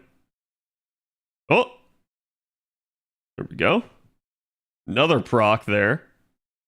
She's being really nice to me on the embers, and any embers she saves are embers that I'm just gonna like be able to devote to other people.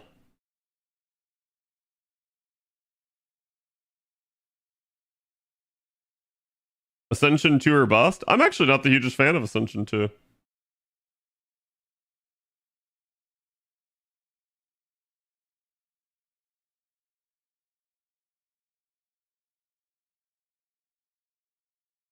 Nice art, thank you, sure.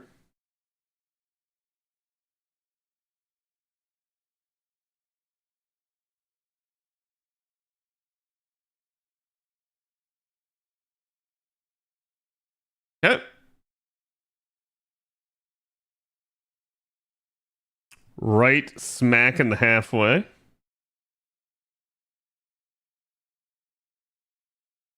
Ooh. Ooh, spicy.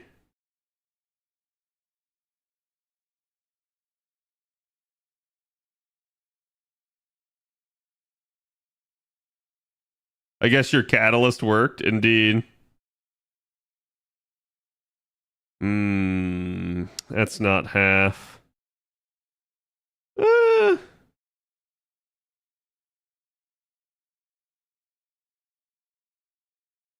Actually, that is smack on half.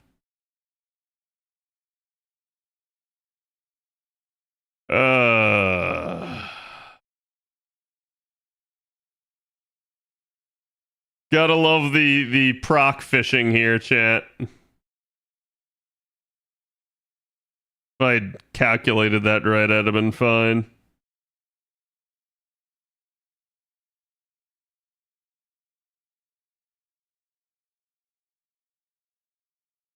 Still no proc.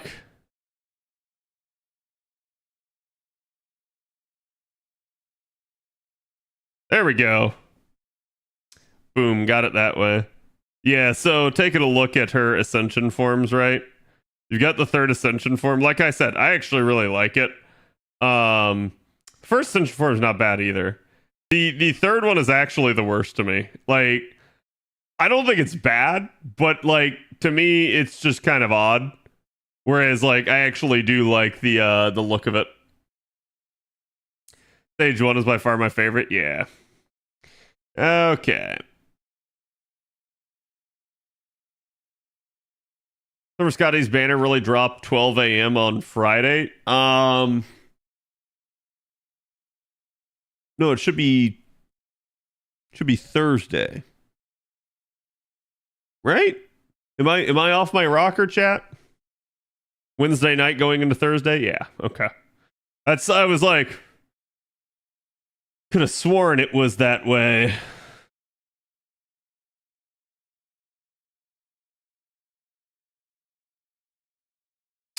Well, when in doubt, always the charge skill first, chat. Why? Because it is the key to success. To a degree, like, you're going to be able to, like, refund with her pretty well, and it will definitely just depend on the situation, but I, by force of habit, just always go after charge skills. Her Ascension 2 looks too garish to me. Yeah, I can see that. I can see how people would think that. Oh, right in the hearts.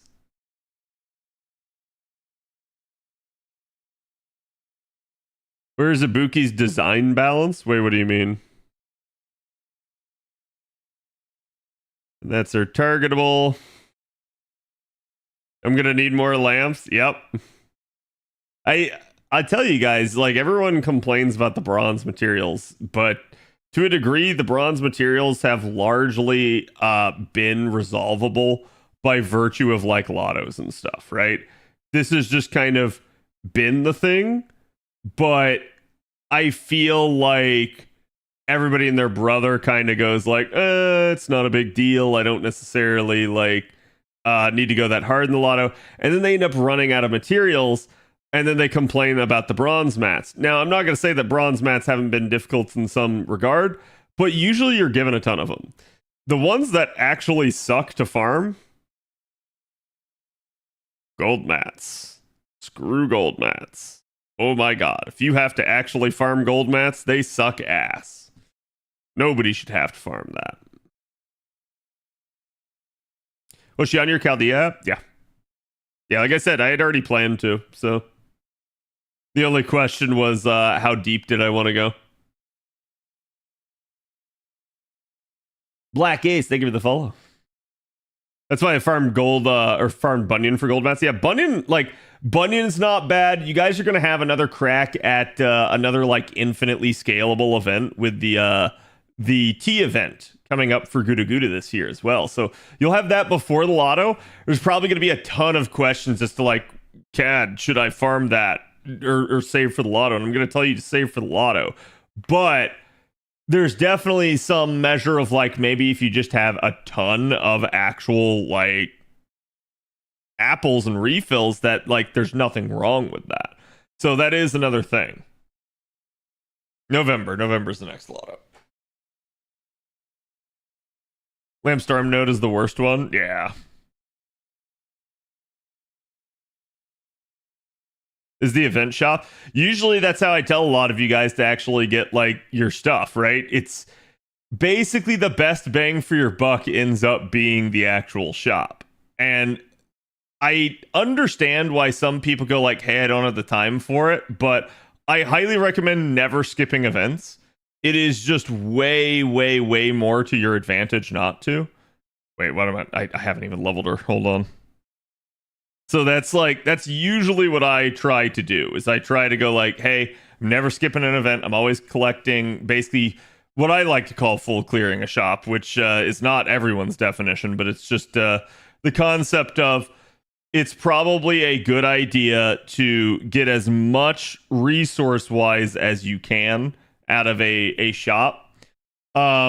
Statues and monuments and skill gems withholding, those are way more account dependent. But Ascension materials, Ascension materials you're almost always going to want. Even if you feel like, hey, I'm okay on this mat, usually you should still collect it, because you never know when the game is going to just go like, hey, here's a new system, y'all didn't realize this was coming, and boom, there you go. So it's like, that's exactly what happened with class score, and that's kind of the problem, is like a lot of people went like, oh man, I had not been, getting all of my statues all this time. I got to a good point and I was ahead, and I felt like I didn't need to get any more. And then boom, out comes that, and it's like, oh yeah, you basically end up needing, like, a good chunk for each and every class. Now, some people will just probably not go through with it. I'm planning on completely clearing it out minus the code removers. Yeah. Monuments are good, but statues suck. Usually your gold stuff is pretty easy to get, and that has to do with your actual like level of content that you're doing. A lot of people don't realize that basically you spend all of your time in 90 and above content, therefore you usually get gold drops, versus hey, doing the actual like level 70 and 80 content is usually where your silver like statues will drop. So that's kind of one of the big differences between the two.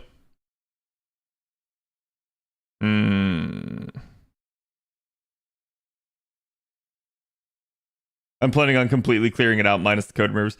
Yeah, the code removers are the one that just still, after years, have just not been useful, and I'm really surprised that they have that they haven't done anything with that. Because it's like, I in all seriousness, I'm actually not really sure why they're ever given out in an event shop. They're never worth the purchase value. Like the amount of nodes you would have to run in order to get them for the potential payoff, which is practically nothing, is kind of my issue with it. And that's what I think is like actually dumb about the whole system.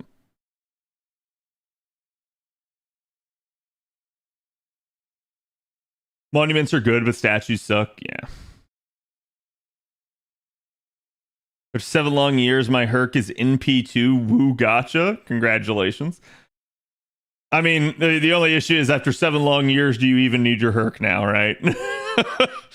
I've seen people that like swear by him. They're like, oh, I use him in every single thing. He's always on my backline. And I'm like, yeah, I'm not gonna lie, I haven't used Herc in years. Like, and that's not me trying to like shit on the unit, but like once you get to a good enough point, you usually don't need a backline. You usually don't need like this, oh god, I need this super ultra protection backline, and you can usually just be like, hey, I'm just gonna put like an effective class on the backline in case something breaks down. And that's usually as easy as it is.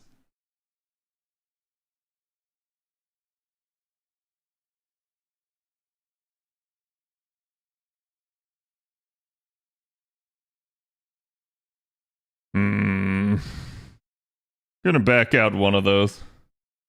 He's good for Grail fronts. Yeah. Yeah, I'm not saying like you can't use him effectively and that he's not still a good unit. He is. It's just like I have not had to use him in a long time. He's always on backline, but he usually stays there. Yeah. And that's like, I don't blame people for putting him back there, right? It's a understandable choice where it's like, especially if you're going into like a CQ and like you're either blind or you're not too sure about the actual mechanics of it, that can be a problem, right? I've talked about that before, that I think a lot of people don't really understand how it can be an issue.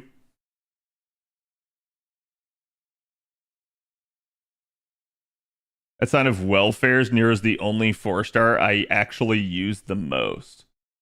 Nero is the only 4-star you actually use the most. Oh, I definitely use plenty of 4-stars. I'm not gonna say that Nero's bad or anything like that, but I don't think I really use Nero outside of the Saberface runs very often. She's come a long way. Having the, obviously the triple guts on her side has been nice, but seeing her get like actual charge kills and stuff has been really good. And then combining that with like, okay, hey, maybe now you actually have some other stuff. Hold on, chat. Wait, do I probably have some of my second archive here?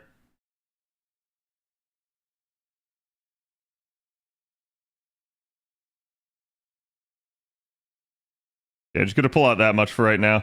I still gotta like worry about Summer Scotty. But once Summer Scotty's up and online, there is no other unit for the rest of the year that I need to level. Everybody else is optional. And so from there, I'm just going to go, nah, it is what it, well, okay, it's technically not true. The Valkyries are another one. But like, that's going to depend on like the actual situation at hand.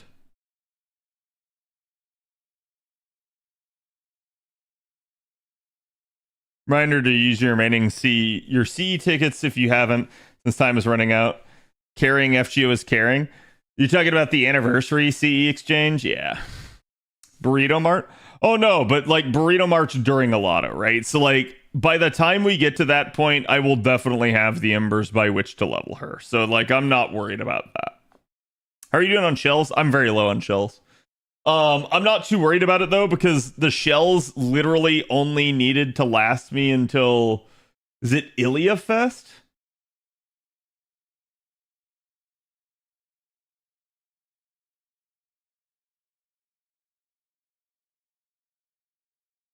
Let me double check here real fast.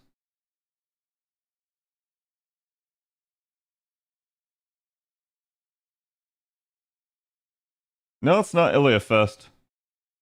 Where was the shell lotto?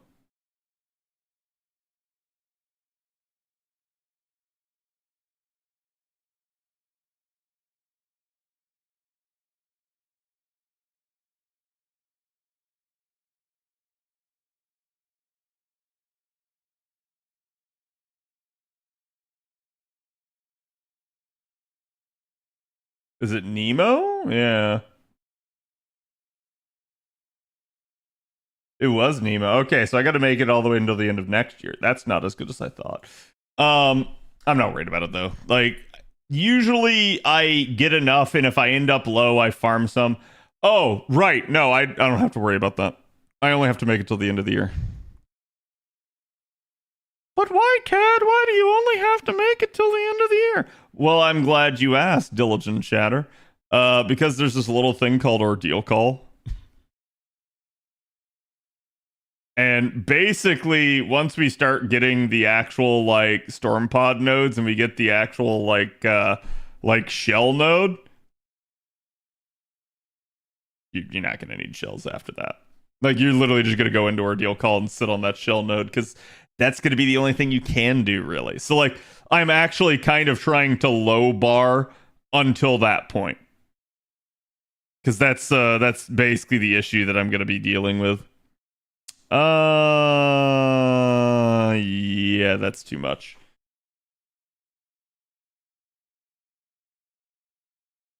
I was looking to see, like, could I get away with a 4-star Ember there, and I couldn't.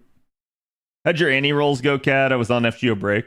Went pretty good, Brandon. I, like, was a little bit over average. It was about 1,800 for NP5 of Arcuid, but I can't really complain. You know, I'm one of the OG like vets at this point from like back in the day from before we had pity and watching just how terrible like gacha rolls could get. So like while that might sound bad to most people, anything under 2,000 quartz I'm always going to be happy with. Over 2,000 quartz we're starting to get into the pain territory. But it's still not quite pain. Because I've had plenty of NP5 rolls that were 2,000. When are we getting a Santa Martha rerun? Ooh, that's a good question. I don't know that you are at this point because I feel like so many of the actual Christmas events don't really get the reruns. We got Carnimus coming back, and that's kind of the last one for the foreseeable future. Obviously, we had the ones that people vote on, but I doubt people are going to vote on a Christmas one. Now, hear me out. I could certainly see people if like they do the same thing again next year and go, hey, what if you vote on a rerun? And if you do it, we'll do it for next year. I could see them doing that. However, I don't see people necessarily voting for a Christmas one in that sense. I could see them voting for a lotto, and it would be very interesting to see if we all voted for a lotto rerun, if the developers would actually make it uncapped. Because I feel like it would be a dick move if they didn't. Because the express understanding for why everyone would have voted for it would have purely been in order to actually get a uncapped lotto. So if they don't, that's a dick move. But they're going to vote Draco again just to guarantee another banner. I don't think so. Allow me to say this. I believe that the NA community overestimates itself. Not like NA. I'm saying the English-speaking community that plays on JP. I think that they overestimate how much of a like actual bearing they have on the voting for these sorts of things. I'm going to tell you flat out that the Japanese people are a lot smarter than that, and that they will vote based off of what they think they can gain advantage off of. Like, I'm going to say this. The rerun of Summer 6 was incredibly intelligent. That was a miniature lotto. It was an event it was our first ever summer event that did not rerun. And we still did not have Da Vinci back with the Evocation Festival. So it was like a triple whammy in that regard. We got a lot of really, really nice stuff. And so that was a smart maneuver on JP's behalf. And it's like, if you guys remember, I was voting for this event, the Summer 7 event, to get rerun on JP for basically the same reasons. Only Summer 6 had the additional, like, infinitely scalable farm aspect to it. I think T Gouda will be rerun. So you guys are going to see when we get to T Gouda. T Gouda is a gigantic, like, Elden Ring reference, and it's actually pretty awesome that it is. They're going to vote for what they can't use money for. Yeah, I'm going to tell you flat out that that JP is at least intelligent with how they go about this stuff. Okay, chat. Let's actually see. Let me do another run here real fast. Just because let's go ahead and test out the Abubi. Swing. Gonna throw her in there and we'll get pretty much a direct comparison. Now, to be fair, my Musashi Berserker full refunds with this setup. I'll be curious to see how she does here. Yeah, so that's got the cooldown reduction.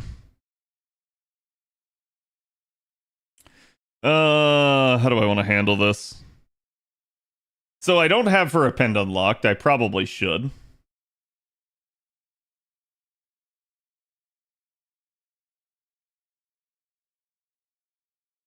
At least do that.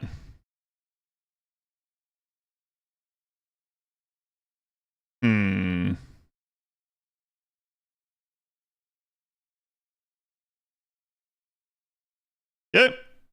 Now, it will kill, chat. I can almost guarantee that.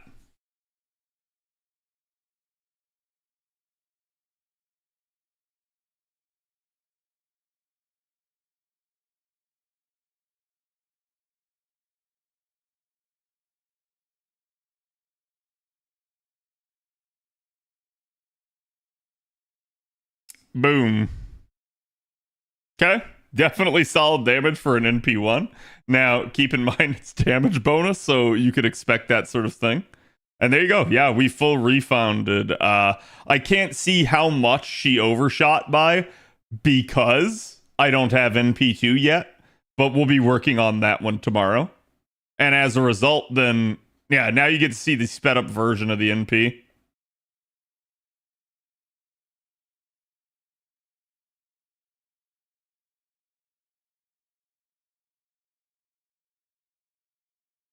Or was that sped up?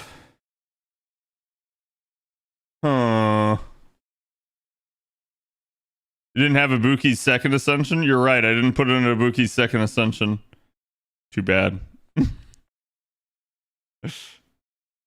You got the special one first? Yeah. There you go, this is fast. Ibuki's got a real fast MP. That's one of actually her best aspects. You don't hear a lot of people talk about it, but it is incredibly good. So, actually, let me double check here. So, again, she didn't kill there. That's NP1 with damage bonus, with triple supports. I'm not using a Black Grail. It's just a normal event C.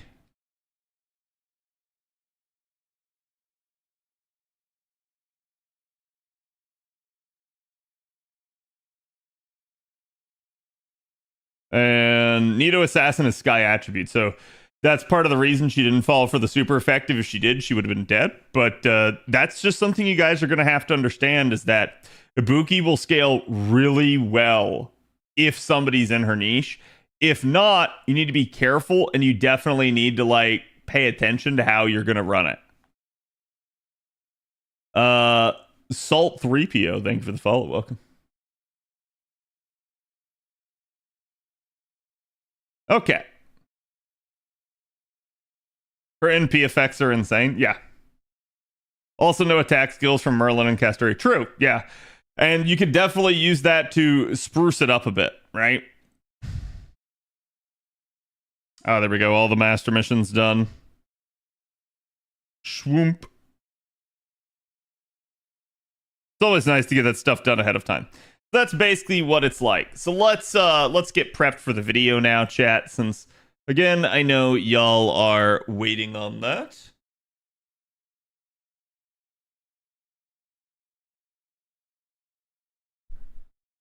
Was gonna quit if I didn't get her. So, and I always say this, and I think it upsets people, but please understand that what I usually tell people is if you're gonna quit if you don't get the unit, my advice is to go ahead and quit.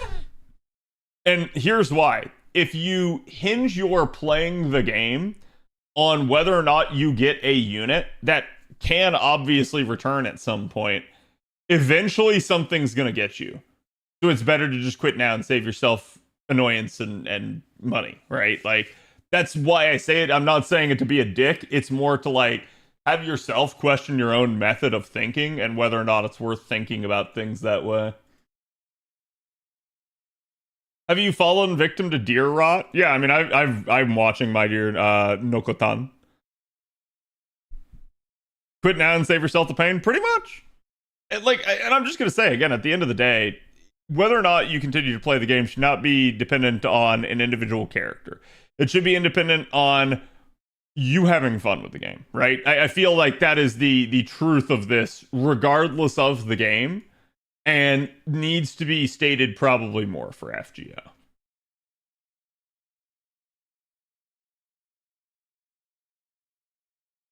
The chat was correct. The catalyst did in fact work.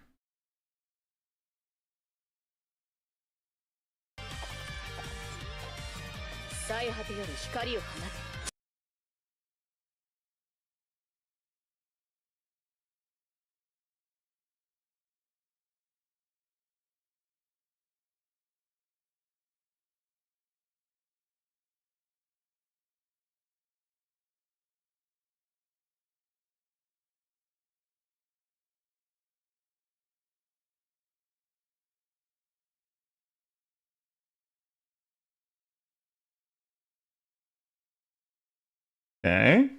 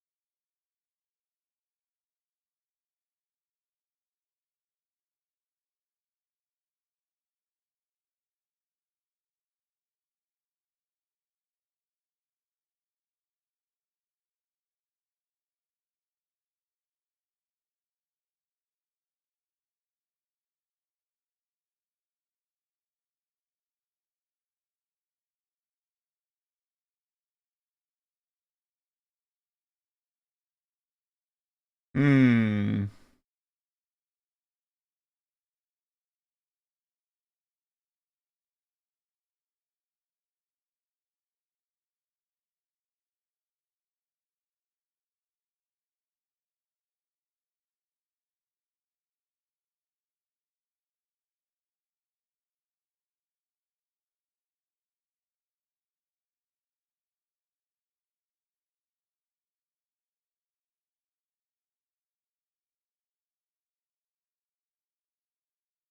Just a second, chat.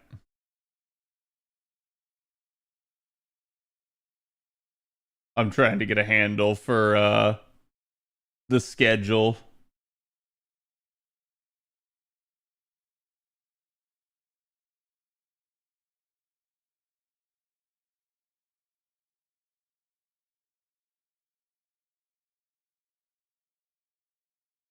After being let off with NP3 Arc and 18 multis. I'm ready for the universe to run my ass over for my beloved Ibuki. I see. So this is you.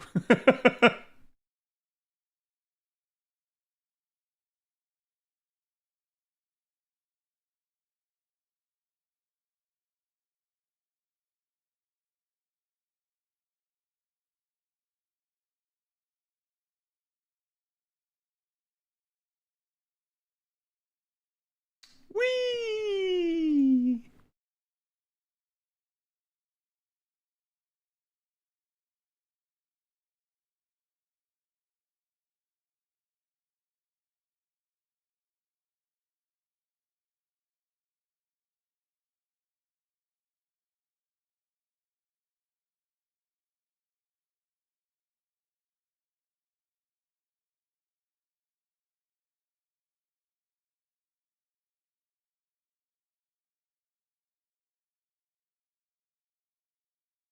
Here's your most recent one, chat.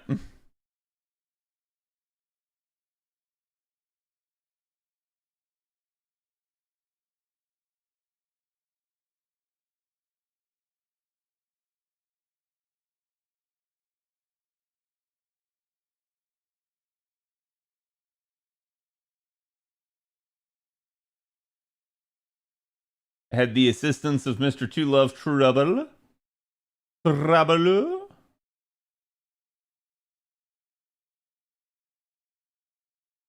Silver Sun Knight and SV Void. Thank you guys for the follows.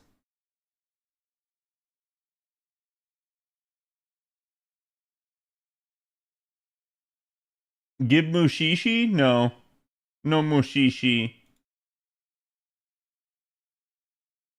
Is MP2 Ibuki sufficient for most content? Yeah. I mean, look, and I'm gonna say this, right, chat? Like, as much as you want this, right? Ibuki is not gonna do a lot of the 90 plus content for you. And NP2 can get you through some nodes that have like Earth as the actual like trait in it. Because she will at least be semi-effective being that berserker. So adding in a super effective Earth trait on top of that's gonna go a long way. You're still probably going to want to use something like a damage she. A lot of the 90 pluses do give that to you though, so I'm not going to say it's going to be the case for everyone. So that's why like I keep saying that a lot of people keep thinking that they're going to be able to use their Ibuki and just like, I can forget the rest of the game now. And it's like, no, you can't. That's going to be the unfortunate nature, is some of these people are going to get very angry when their Ibuki doesn't work. But yeah, no, it's still a very capable unit. At MP2, you're gonna be able to do a ton with it. So like, I wouldn't worry too much about it.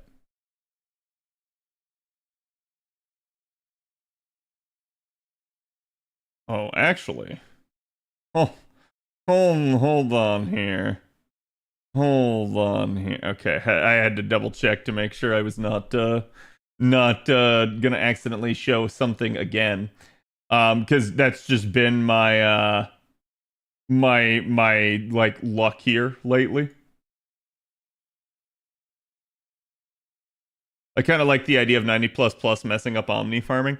Yeah, and it kind of does. Like, especially like a unit like Ibuki is going to fare a little bit better than like say someone like Space Ishtar, because Space Ishtar is true neutral, right? Like, so that gets very difficult for a Space Ishtar to be able to do the level of content that it kind of requires, because you've not got that like, oh man, I'm just running around with the super effective niche on all the time.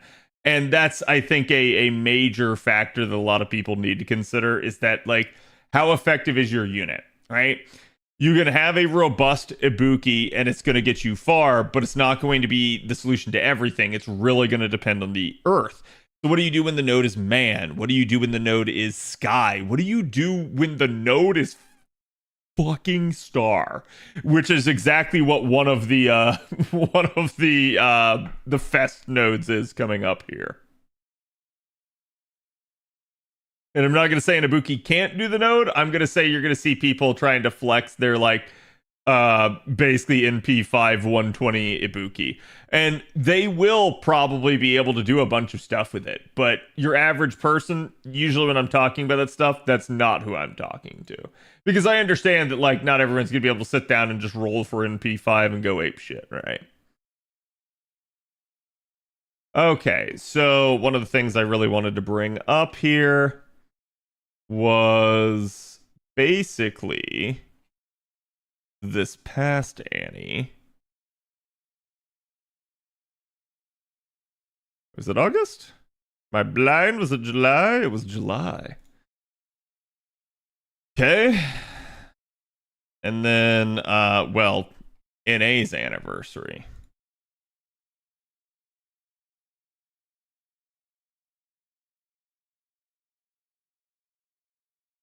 Now, I wonder how much fandom actually fleshed out our anniversary page.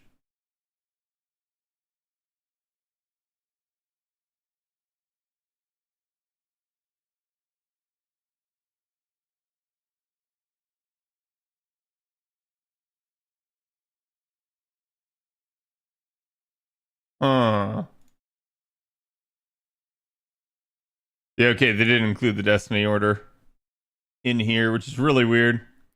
Theory crafting 90 plus comps will be fun. Yeah, I like, in all honesty, I don't mind doing 90 plus plus. I don't think the nodes are that bad. However, I will say if you try to be peak efficiency with it, especially as a more free to play or cheap to play player, it gets annoying. You really don't want to have that happen. And there's not much you can do about it.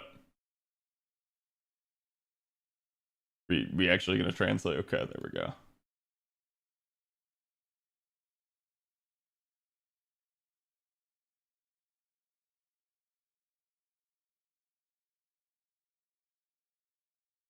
Yeah, okay. All right. Now, the other thing I needed to check out here was the actual...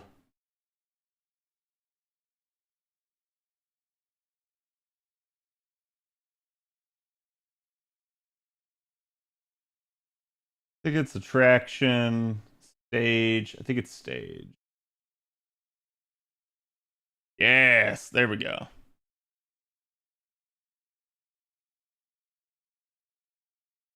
Like, this is wild to me that they have a main stage and a sub stage on their own, plus a broadcast theater, which I assume basically will be broadcasting main stage stuff a lot of the time. Actually, yeah, you can see. So right there, it's main stage, and then right there, it's sub stage.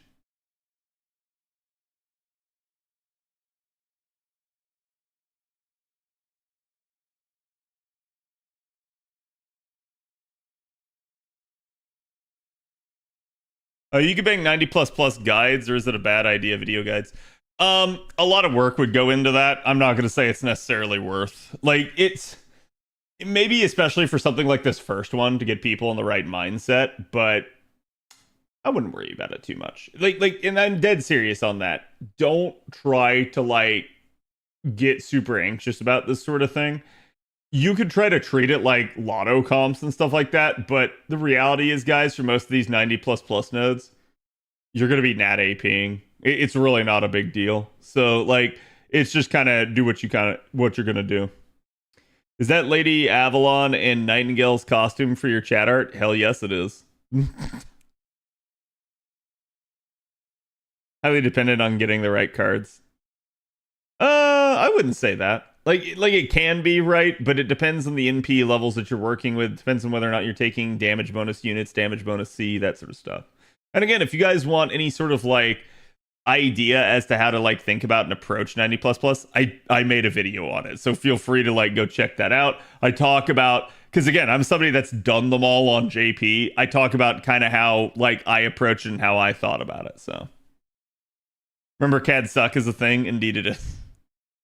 Okay, let's actually get started here. Why do I keep getting the Arctic Summer World stuff in the background? That's going to get me copyrighted. But okay, let us begin.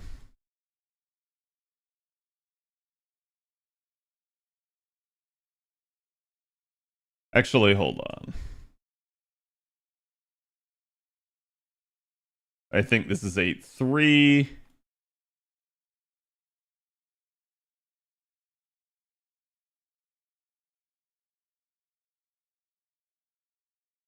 So if I understand Trubs' thing, because he sent me this, it's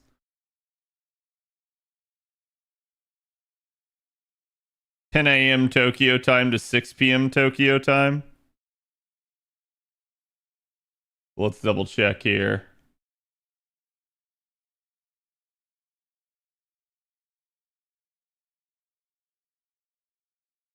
Yep. Seems to be the case. And then all the way down to 1800, so 6 p.m. Okay, perfect. Yeah, Trubs actually did give me the bracket on this. I wasn't sure if it was just a rotating thing here.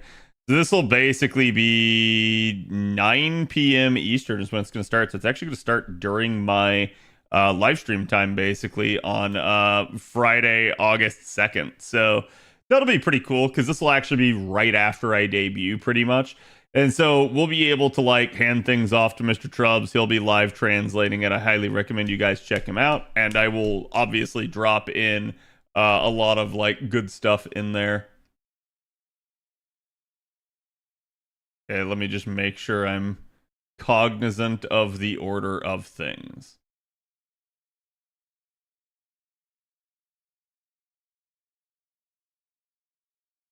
Okay.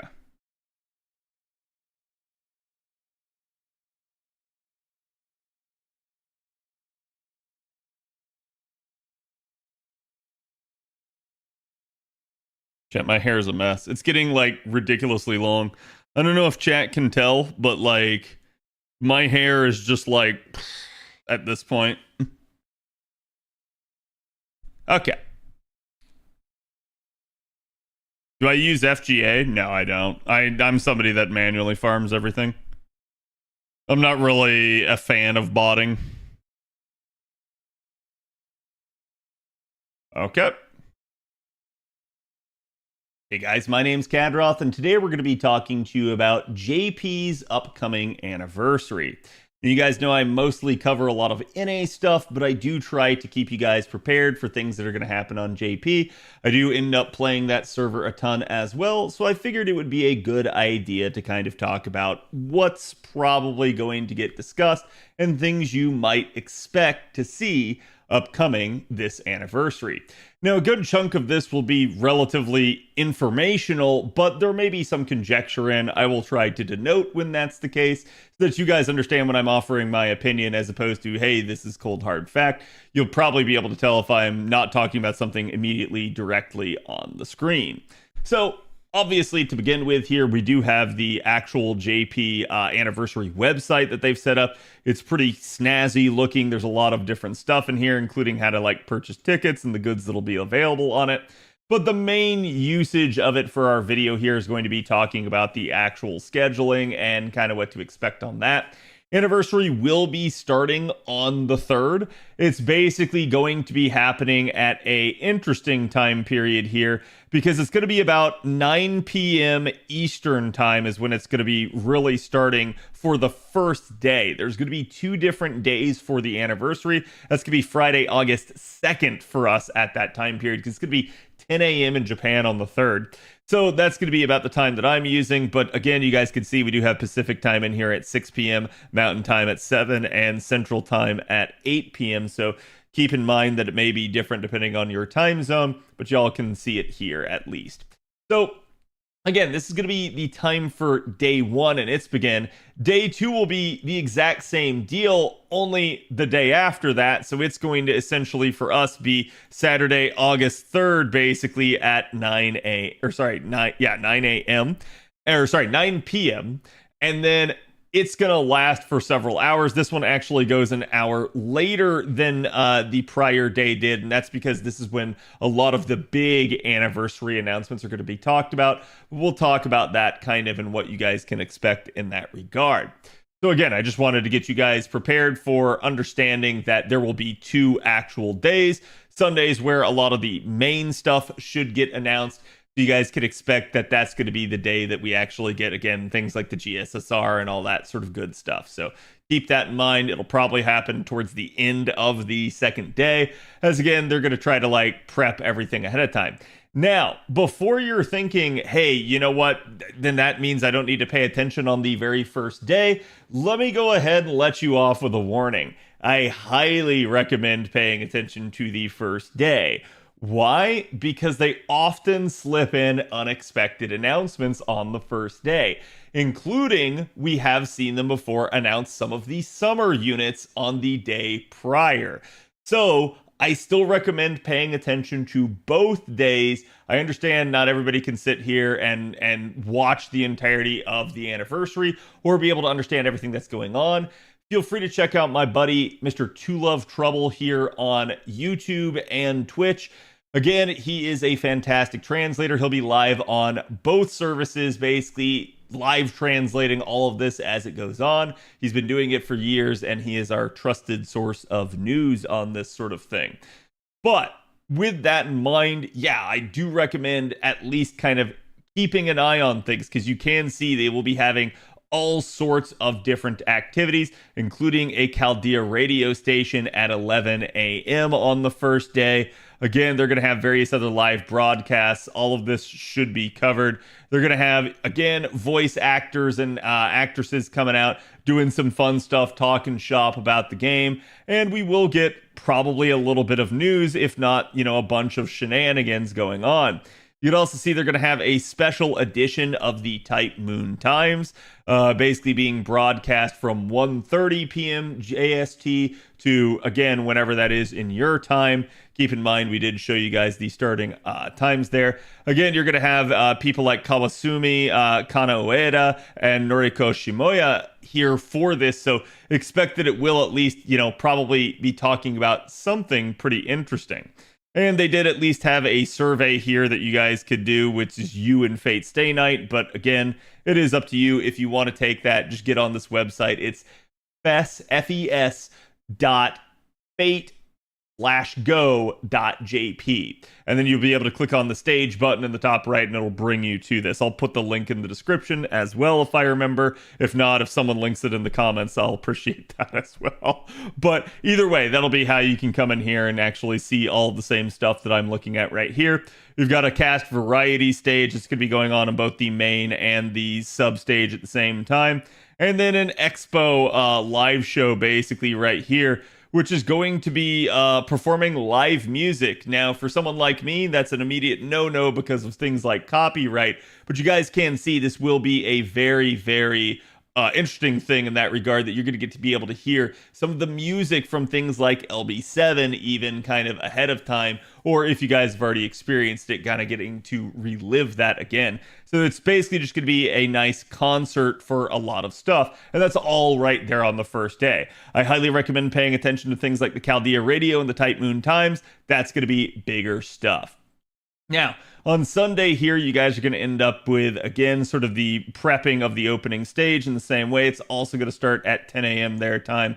You're going to get another Chaldea radio station, the Fest Travel Edition Day 2, the Hawatoria Pavilion stage here, which is going to be focusing on servants played by the cast, and then the Gouda Gouda Pavilion stage here as well.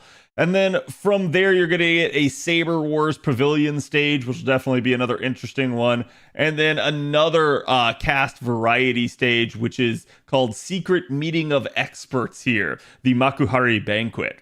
So definitely another interesting one. And then right here towards the end, starting at 1600, that'll be basically 4 p.m. JST time. That is going to be when your actual anniversary broadcasting special will begin. So keep in mind, this will probably happen pretty early in the morning for a lot of us, but it should be, needless to say, a very interesting time period. Remember, day one is probably going to be Friday going into Saturday night for most of us here in the United States. Day two is going to be Saturday going into Sunday night for a lot of us here in the States. So you should, assuming you are somebody that works during the week, at least have some time maybe to be able to stay up and catch something like this. But don't let it wreck any of your plans. Obviously, the news will still be available for you guys after it comes out, and you'll hear about it one way or the other from the entire community. But that's kind of going to be the actual pacing for the stages. And like I said, my boy Two Love Trouble is going to be live covering all of this. So he's going to be an absolute trooper. But that's not going to be the only thing you guys need to watch out for, because every single year we end up with a Famitsu interview. This usually is an interview with Kano Yoshiki, aka Mr. 2, our Part 2 game director, as well as somebody like Nasu and Takeuchi. So we do know that this will be the case yet again, as they have already said that they have conducted basically the 9th anniversary version here. And they did actually put out a survey that you guys could have already filled out, but I believe it's already done. They say, and this is a kind of confusing tweet, especially if you Google Translate it, that the results will be announced in a combined August 22nd through the 29th on 2024 issue of Famitsu. But that issue goes on sale on August 8th, so we should hear about this roughly 4 days into the anniversary. Again, my boy, Mr. Two Love Trouble, will be live translating that. He usually goes through the entirety of the interview, not just some little bullet points or anything. So if you guys want the complete context to everything that the developers are saying, I highly recommend checking him out for that. Usually I do a summary of that as well with his permission. So again, we try to get to the base of the matter and actually find out what the devs are actually saying, not only about the game and how it has been over the past year, but also maybe what they're saying about the future. This is our 9th year, so we can expect some interesting stuff. And again, they may actually let out certain things like summer, or again, things that are, you know, sort of hot topics like the coin fix and bonding and that sort of stuff. So we'll just have to wait and see what actually gets talked about. But obviously, anticipation is going to be pretty high for this year. You will also, as the week goes on here, leading up to the actual anniversary, get the reveal of more of the actual anniversary costumes, or sorry, not costumes, craft essences that you'll be able to pick. We have had several of them shown off already, as you guys can see, and there are definitely some interesting ones here, depending on who your favorites are. So again, just pay attention, because we will have a couple more announcements at least leading up to it in that regard. We are currently at 26 out of the possible 40 craft essences that have been announced.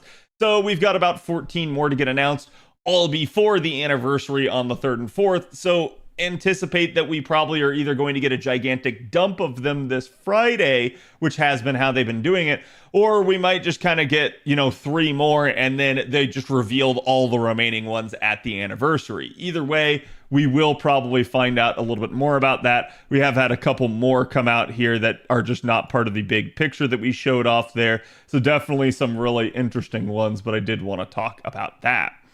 Now, with all of that in mind, let's go ahead and start to talk about what you can expect to get at 9th anniversary. Trying to keep expectations in check, because obviously 7th Annie was such a huge one, not only for JP, but then even more so for NA, because we got something like the Destiny Order Summon. But again, keep in mind that a lot of people were at least upset about Annie 8. Now, I'm going to say that the reason people were upset at Annie 8 had to do with a multitude of other sort of existential factors, not necessarily with the actual rewards from Annie 8. I do think maybe some people were expecting more quartz out of Annie 8, but ultimately, at the end of the day, Annie 7 was a crazy sort of set of milestones that they gave out. So I wasn't really anticipating that Annie 8 was going to top it. And I wouldn't anticipate that Annie 9 will either. I don't think that's the devs being stingy. I think that's that they kind of pulled out all the stops basically for Annie 7 at that point. You can maybe expect them to do something like that yet again in the future for something like Annie 10, because it'll be such a big milestone. But I don't know that you can necessarily expect them to outdo Annie 7 anytime soon. So we'll just have to wait and see. But we do normally have a very normal sort of sequence and cadence to a lot of this stuff with how it flows throughout the anniversary. That is to say, we normally get the 10 great campaigns, several other campaigns, your summoning campaigns, and then a pre-release campaign. Right now, you guys should be looking forward to the pre-release campaign. Probably by the time I get this video out, you should be able to anticipate that we will have some sort of announcement, and if we don't, it should be relatively soon. So what that pre-campaign will be definitely depends on the year. Usually it's several banners. Sometimes we get some memorial quests. Sometimes we get some missions. It really just depends on what they're trying to do. This is also usually where they let us know about the anniversary CEs that still remain. And again, they do the high score mechanic that they've done for years now at this point. It doesn't really reward anything, but is kind of a gloating type of deal. Now, you can see a lot of the times your pre-campaign, it might be certain select units. It could be old anniversary units. It could be just units that didn't really get a banner that they were looking to get a banner for. Or you might see something like they have done in the past, like summer units. And why do we think that it could be that? Well, for starters, because we know that we have summer coming right after the anniversary. So that is going to be a thing.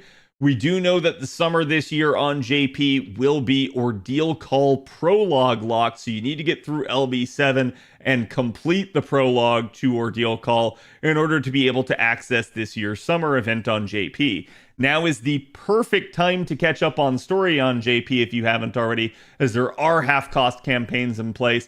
And again, you don't really have anything else going on event-wise, so I highly recommend doing it now and getting it out of the way rather than waiting until the last second then freaking out that you're not going to be able to participate really in summer.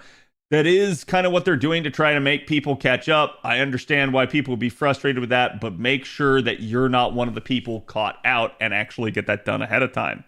Again, they did release a soundtrack in the prior year as well, so we can probably expect that we're going to be getting something similar, maybe even some other sort of announcement. So it'll just depend on kind of what they want to do. Just keep in mind that you might see all of this stuff. You might also see something in the realm of hunting quests, or again, some sort of other like advanced quest type deal. We do know that this is the time of year every single time that we start getting the Start Dash campaign as well. So if you're a new player looking to start the game or just looking to start on JP, keep an eye out for that, as they will announce a Start Dash campaign at some point, and then you will be able to take advantage of that. Now, with regard to the 10 great campaigns, we can kind of give you a little bit of a primer on that as well. We always get a login bonus. We always get a cumulative login bonus as well. So usually it's both concurrent and cumulative, so that it's just, hey, you just either add up the total amount of logins that you've done or the amount in a row.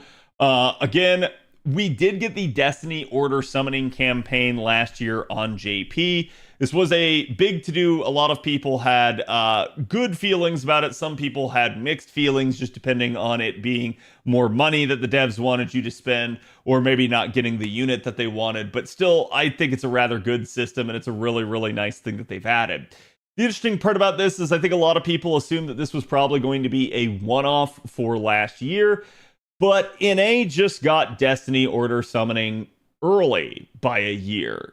So the theory might be that Destiny Order Summoning might be here to stay, and it might be something that they do every year from now on. So again, looking towards Annie 9, we might be able to anticipate that we actually do get something like Destiny Order yet again. And we'll see if they make any changes to it or if it's just more of the same. Either way, it is definitely an interesting thing that NA got this early, because otherwise they were just robbing Annie 8 basically in order to give it to us. So that's why I ultimately think that you probably will see it again on JP. The Lucky Bag Summoning campaign, this is just going to be your normal GSSR. It is usually striated in a number of different ways that they break it up and make it available to you to choose. Sometimes it's rather good, sometimes it's rather not. It really depends on you and your account, maybe how long you've been playing in some cases. They have kind of been skewing the GSSR towards more later, more recent years of late. We also have seen them kind of divvy them up in various different ways, either by year, by type, by card type, or sorry, by class, by card type. It just really depends. So again, we can't really anticipate what they'll do in this regard. Just assume that you will get a Lucky Bag Summoning campaign, and it will probably be 15 paid courts, and then maybe some other really nice thing like a guaranteeable 4-star, or perhaps a Holy Grail. We have seen them do this time and time again. You can see there's definitely some nice stuff that they do give out with it. But usually, if you're going to spend any money on the game, the GSSR or something like the Destiny Order Summon are your best bang for your buck. So if you're somebody that's extremely cheap to play, that is to say you're willing to spend maybe a small amount of money on the game, GSSR and Destiny Order Summon usually the way to do it. Now, From here, we have the limited time missions. Again, these are usually whatever the hell they want them to be. I wouldn't worry too much about this. It's just going to be something that you'll need to do during the anniversary. They change up like every single year, but it's just another way to get free rewards, particularly quartz, as you guys can see. And definitely there are going to be some new like milestones given out. So this one basically was for main story progress. Again, this is kind of looking backward at year 8 right now, so don't assume that it's going to be the same stuff, but you can assume that they probably will extend main story progress into things like Ordeal Call and stuff like that, at least to the extent that they haven't already. So keep that in mind that certain milestones will just get extended. Things like your strengthening milestone, interlude milestone, and yeah, even story progress milestones are pretty good candidates for that. Now, as we look forward here, you can also see they gave out a extra mission update that was permanent. So a lot of these additions that you do as part of the great campaigns, they may appear like they're time limited to the anniversary, but they are usually a permanent fixture. That is to say, they're a, hey, you will get all the rewards right now if you already have it done because it's retroactive. But if you don't have it done, it is now permanently added to the game. And then whenever you do complete it, you'll get the reward. So it's really, really nice that they do that sort of stuff. You guys can see this is exactly what we were talking about, the extension of these milestones. Free quests are going to be a thing as well. And boom, there you go. They added a new one for clearing advanced quests to incentivize people to do their advanced quests because that was kind of a problem. They also had class score unlocks. I wouldn't be surprised to see them kind of do more in that regard because that is a system that I think they want the players to use. And then you guys can expect that we will obviously get, again, the Great and Super Success rate up. It's usually 3 times at anniversary. We'll see if they do anything special this year. I don't anticipate that they necessarily will, but again, just assume at minimum that you'll be getting 3 times Great and Super Success. They did half, basically all daily quests or half AP, and they also did Bleached Earth quests or half AP. I think you can probably expect that this will be the case again this year, as we have seen that they have done half AP on the Bleached Earth quests, aka the Storm Pod quests, basically going forward in every event now for the past couple events, because I think they know that people were not really wanting to do them during events. So this is going to be a really nice thing that I think you can expect yet again. Basically, it's just more of that right here. And then from there, you also are going to have the Mana Prism Exchange that they did last year.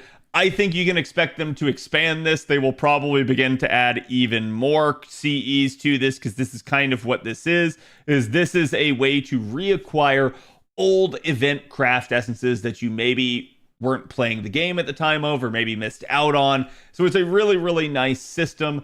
I do like it. I think this is excellent, especially since we don't have things necessarily in place like a robust main interlude system right now. So I think you can expect that they're going to be probably doing more of that. They also usually do sort of do the monthly renewal. So you will have, again, like say for August, the reset of the Mana Prism shop that'll occur. But then usually they give you a second shop basically for the anniversary. So you'll be able to buy 2 sets of everything instead of just one.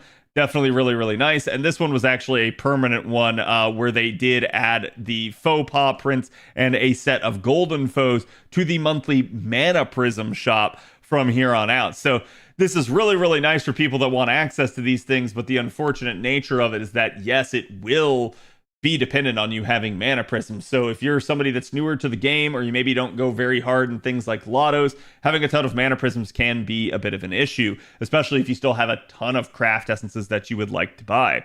They also basically ended up adding a Mana Prism bonus last year to the actual Gacha system, so that, again, every single time you summon, you got awarded 5 Mana Prisms. It had to be with quartz, not friend points, but this was a thing last year. I don't know if they'll do something like that again this year. We'll just have to see. Maybe they make it better. I think one of the things that's going to be high on the copium list for everybody is something addressing the pity system. A lot of people have asked for, again, changes to it in some way, shape, or form. A lot of people feel like the number is set too high. I personally think it's okay with the amount of like actual free quartz that the game gives you just for playing it, and the various things that you can do in order to acquire more. But I would like to see the pity system at least upgraded to some degree of like letting it roll over, letting it apply to subsequent NP levels, not just the first. So I think there's a lot of cool stuff that they could still do to make that system better, even if they don't want to necessarily touch the actual amount. And then moving on here to the 8th campaign that JP had last year, it was basically just, hey, we are going to give you main story half cost permanent. So you can expect that this will probably get extended now, maybe into Ordeal Call, probably at least through LB7 is what I would anticipate, if not LB7 and Ordeal Call 1. So we'll definitely see. They did also have basically the limited return of, as we like to call it, blue prisms. These are kind of just an item that helps you complete the story, and they basically were launching it at the time knowing full well that they were going to have some content coming out that would require it. But it is what it is, and I think it's a good idea that they do that, so you can maybe expect them to renew that yet again.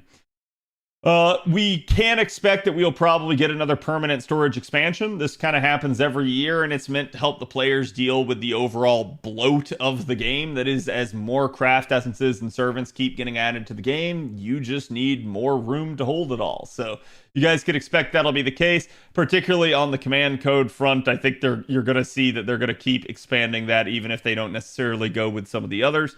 And obviously the same thing, you'll be able to purchase more expansions to your second archive for both servants and craft essences. I would actually love if they would allow us to maybe store command codes in the second archive to some degree, but we'll just have to wait and see kind of how they do that.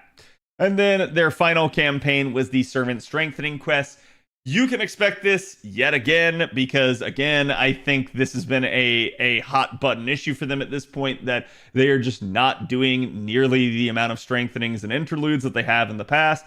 So they definitely need to not miss with this year's round of strengthenings. We have gotten some pretty crazy ones, including last year was the absolutely insane buff that they gave to Saber Altar. So I think you can expect more of the same in that regard, that they are probably going to try and use these to get a lot of our units a little bit more robust in the face of 90++ content, and now, as we see with Ordeal Call, 90-star content and even star content. So definitely something to be considered, and I hope that they continue to evaluate this as well. But that's basically their 10 great campaigns. They did have their other campaigns, which was that last year they got Ace, so you could obviously expect a new anniversary servant. I've had a ton of people asking me who I think it's going to be. I think it could be a ton of people still to some degree. You could even see someone like crazy that people have been anticipating for a while, like Abe no Seimei. You can see someone like Toko, who was kind of missing from our collab event. So who knows? The world is our oyster at this point. It's just all going to depend on what Nasu wants to grace us with. You'll obviously get a trial quest for that unit, so you guys can expect that at minimum. And then the Da Vinci Workshop will, as I mentioned before, have the refresh. This happens both on the Mana Prism and Rare Prism side of things. And then obviously maybe some sort of game updates could happen.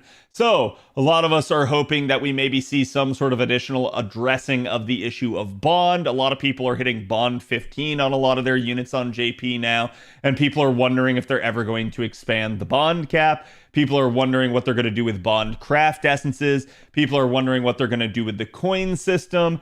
I personally am wondering what they're going to do with FP rolling, because I hate doing my FP rolling every single month for Grail casting. So I hope that they do address some of the issues in the game. We'll just have to see. Don't get super disappointed if they don't give us some of the stuff that you were anticipating.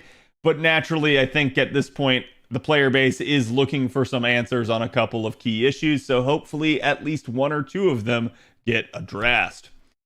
And again, you can probably expect some form of like overall UI stuff. I would love to see the one that they mentioned in one of the prior anniversary interviews, which was addressing sort of party building as well as potentially even craft essence leveling. That would be a great one if they could add that sort of button like you have with leveling servants in the top right of your Ember selection, where you could just load up 20 at a time. That'd be great if they could do that for craft essence bombing as well. So that would be really, really a fantastic thing. And again, then you guys could expect that you're going to get a summoning campaign for the new unit, obviously, but usually you'll also get a second summoning campaign. Now, this can range from just a rotation of rare, limited units to units that are maybe dealing with recent story chapters. I wouldn't anticipate that since their story pace has slowed down significantly. So I would say they're probably getting away from that model and going more for stuff like this.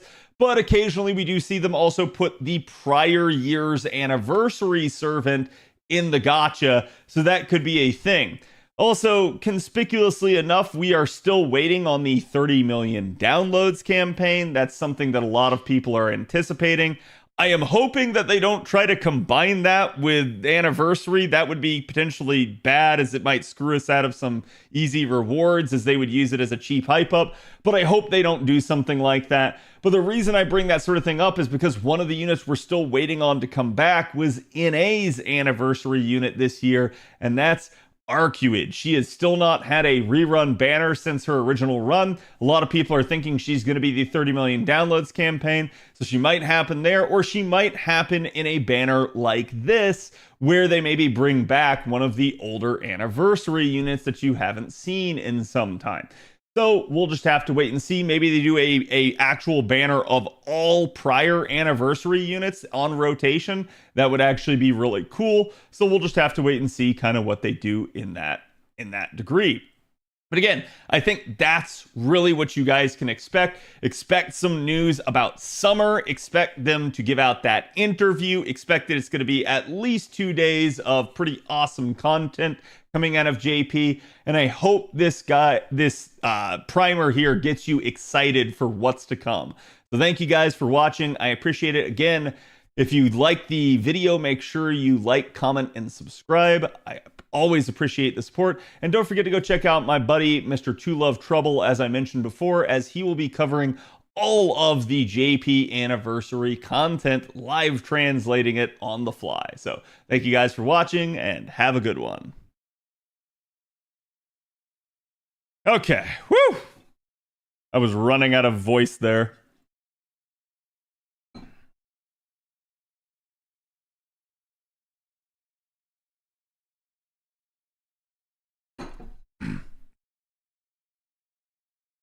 They're waiting on the granny skirt costume? Yes. Good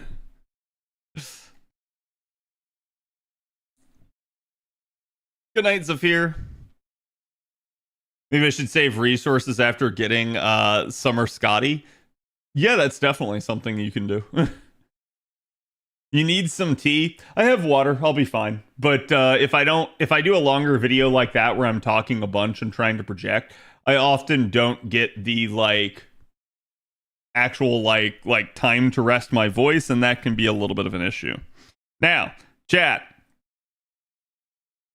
That's it. Finito. I have nothing more that I need to do. So I'm actually going to be ending it here with you guys, and we are going to be continuing all of this again tomorrow. Tomorrow will be another media share night. We'll be doing more Ibuki rolls. Let me see who all's on and who all I can give some love to. I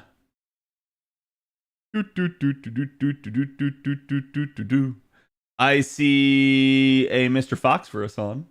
He is doing some rolls, so let me send you guys his way.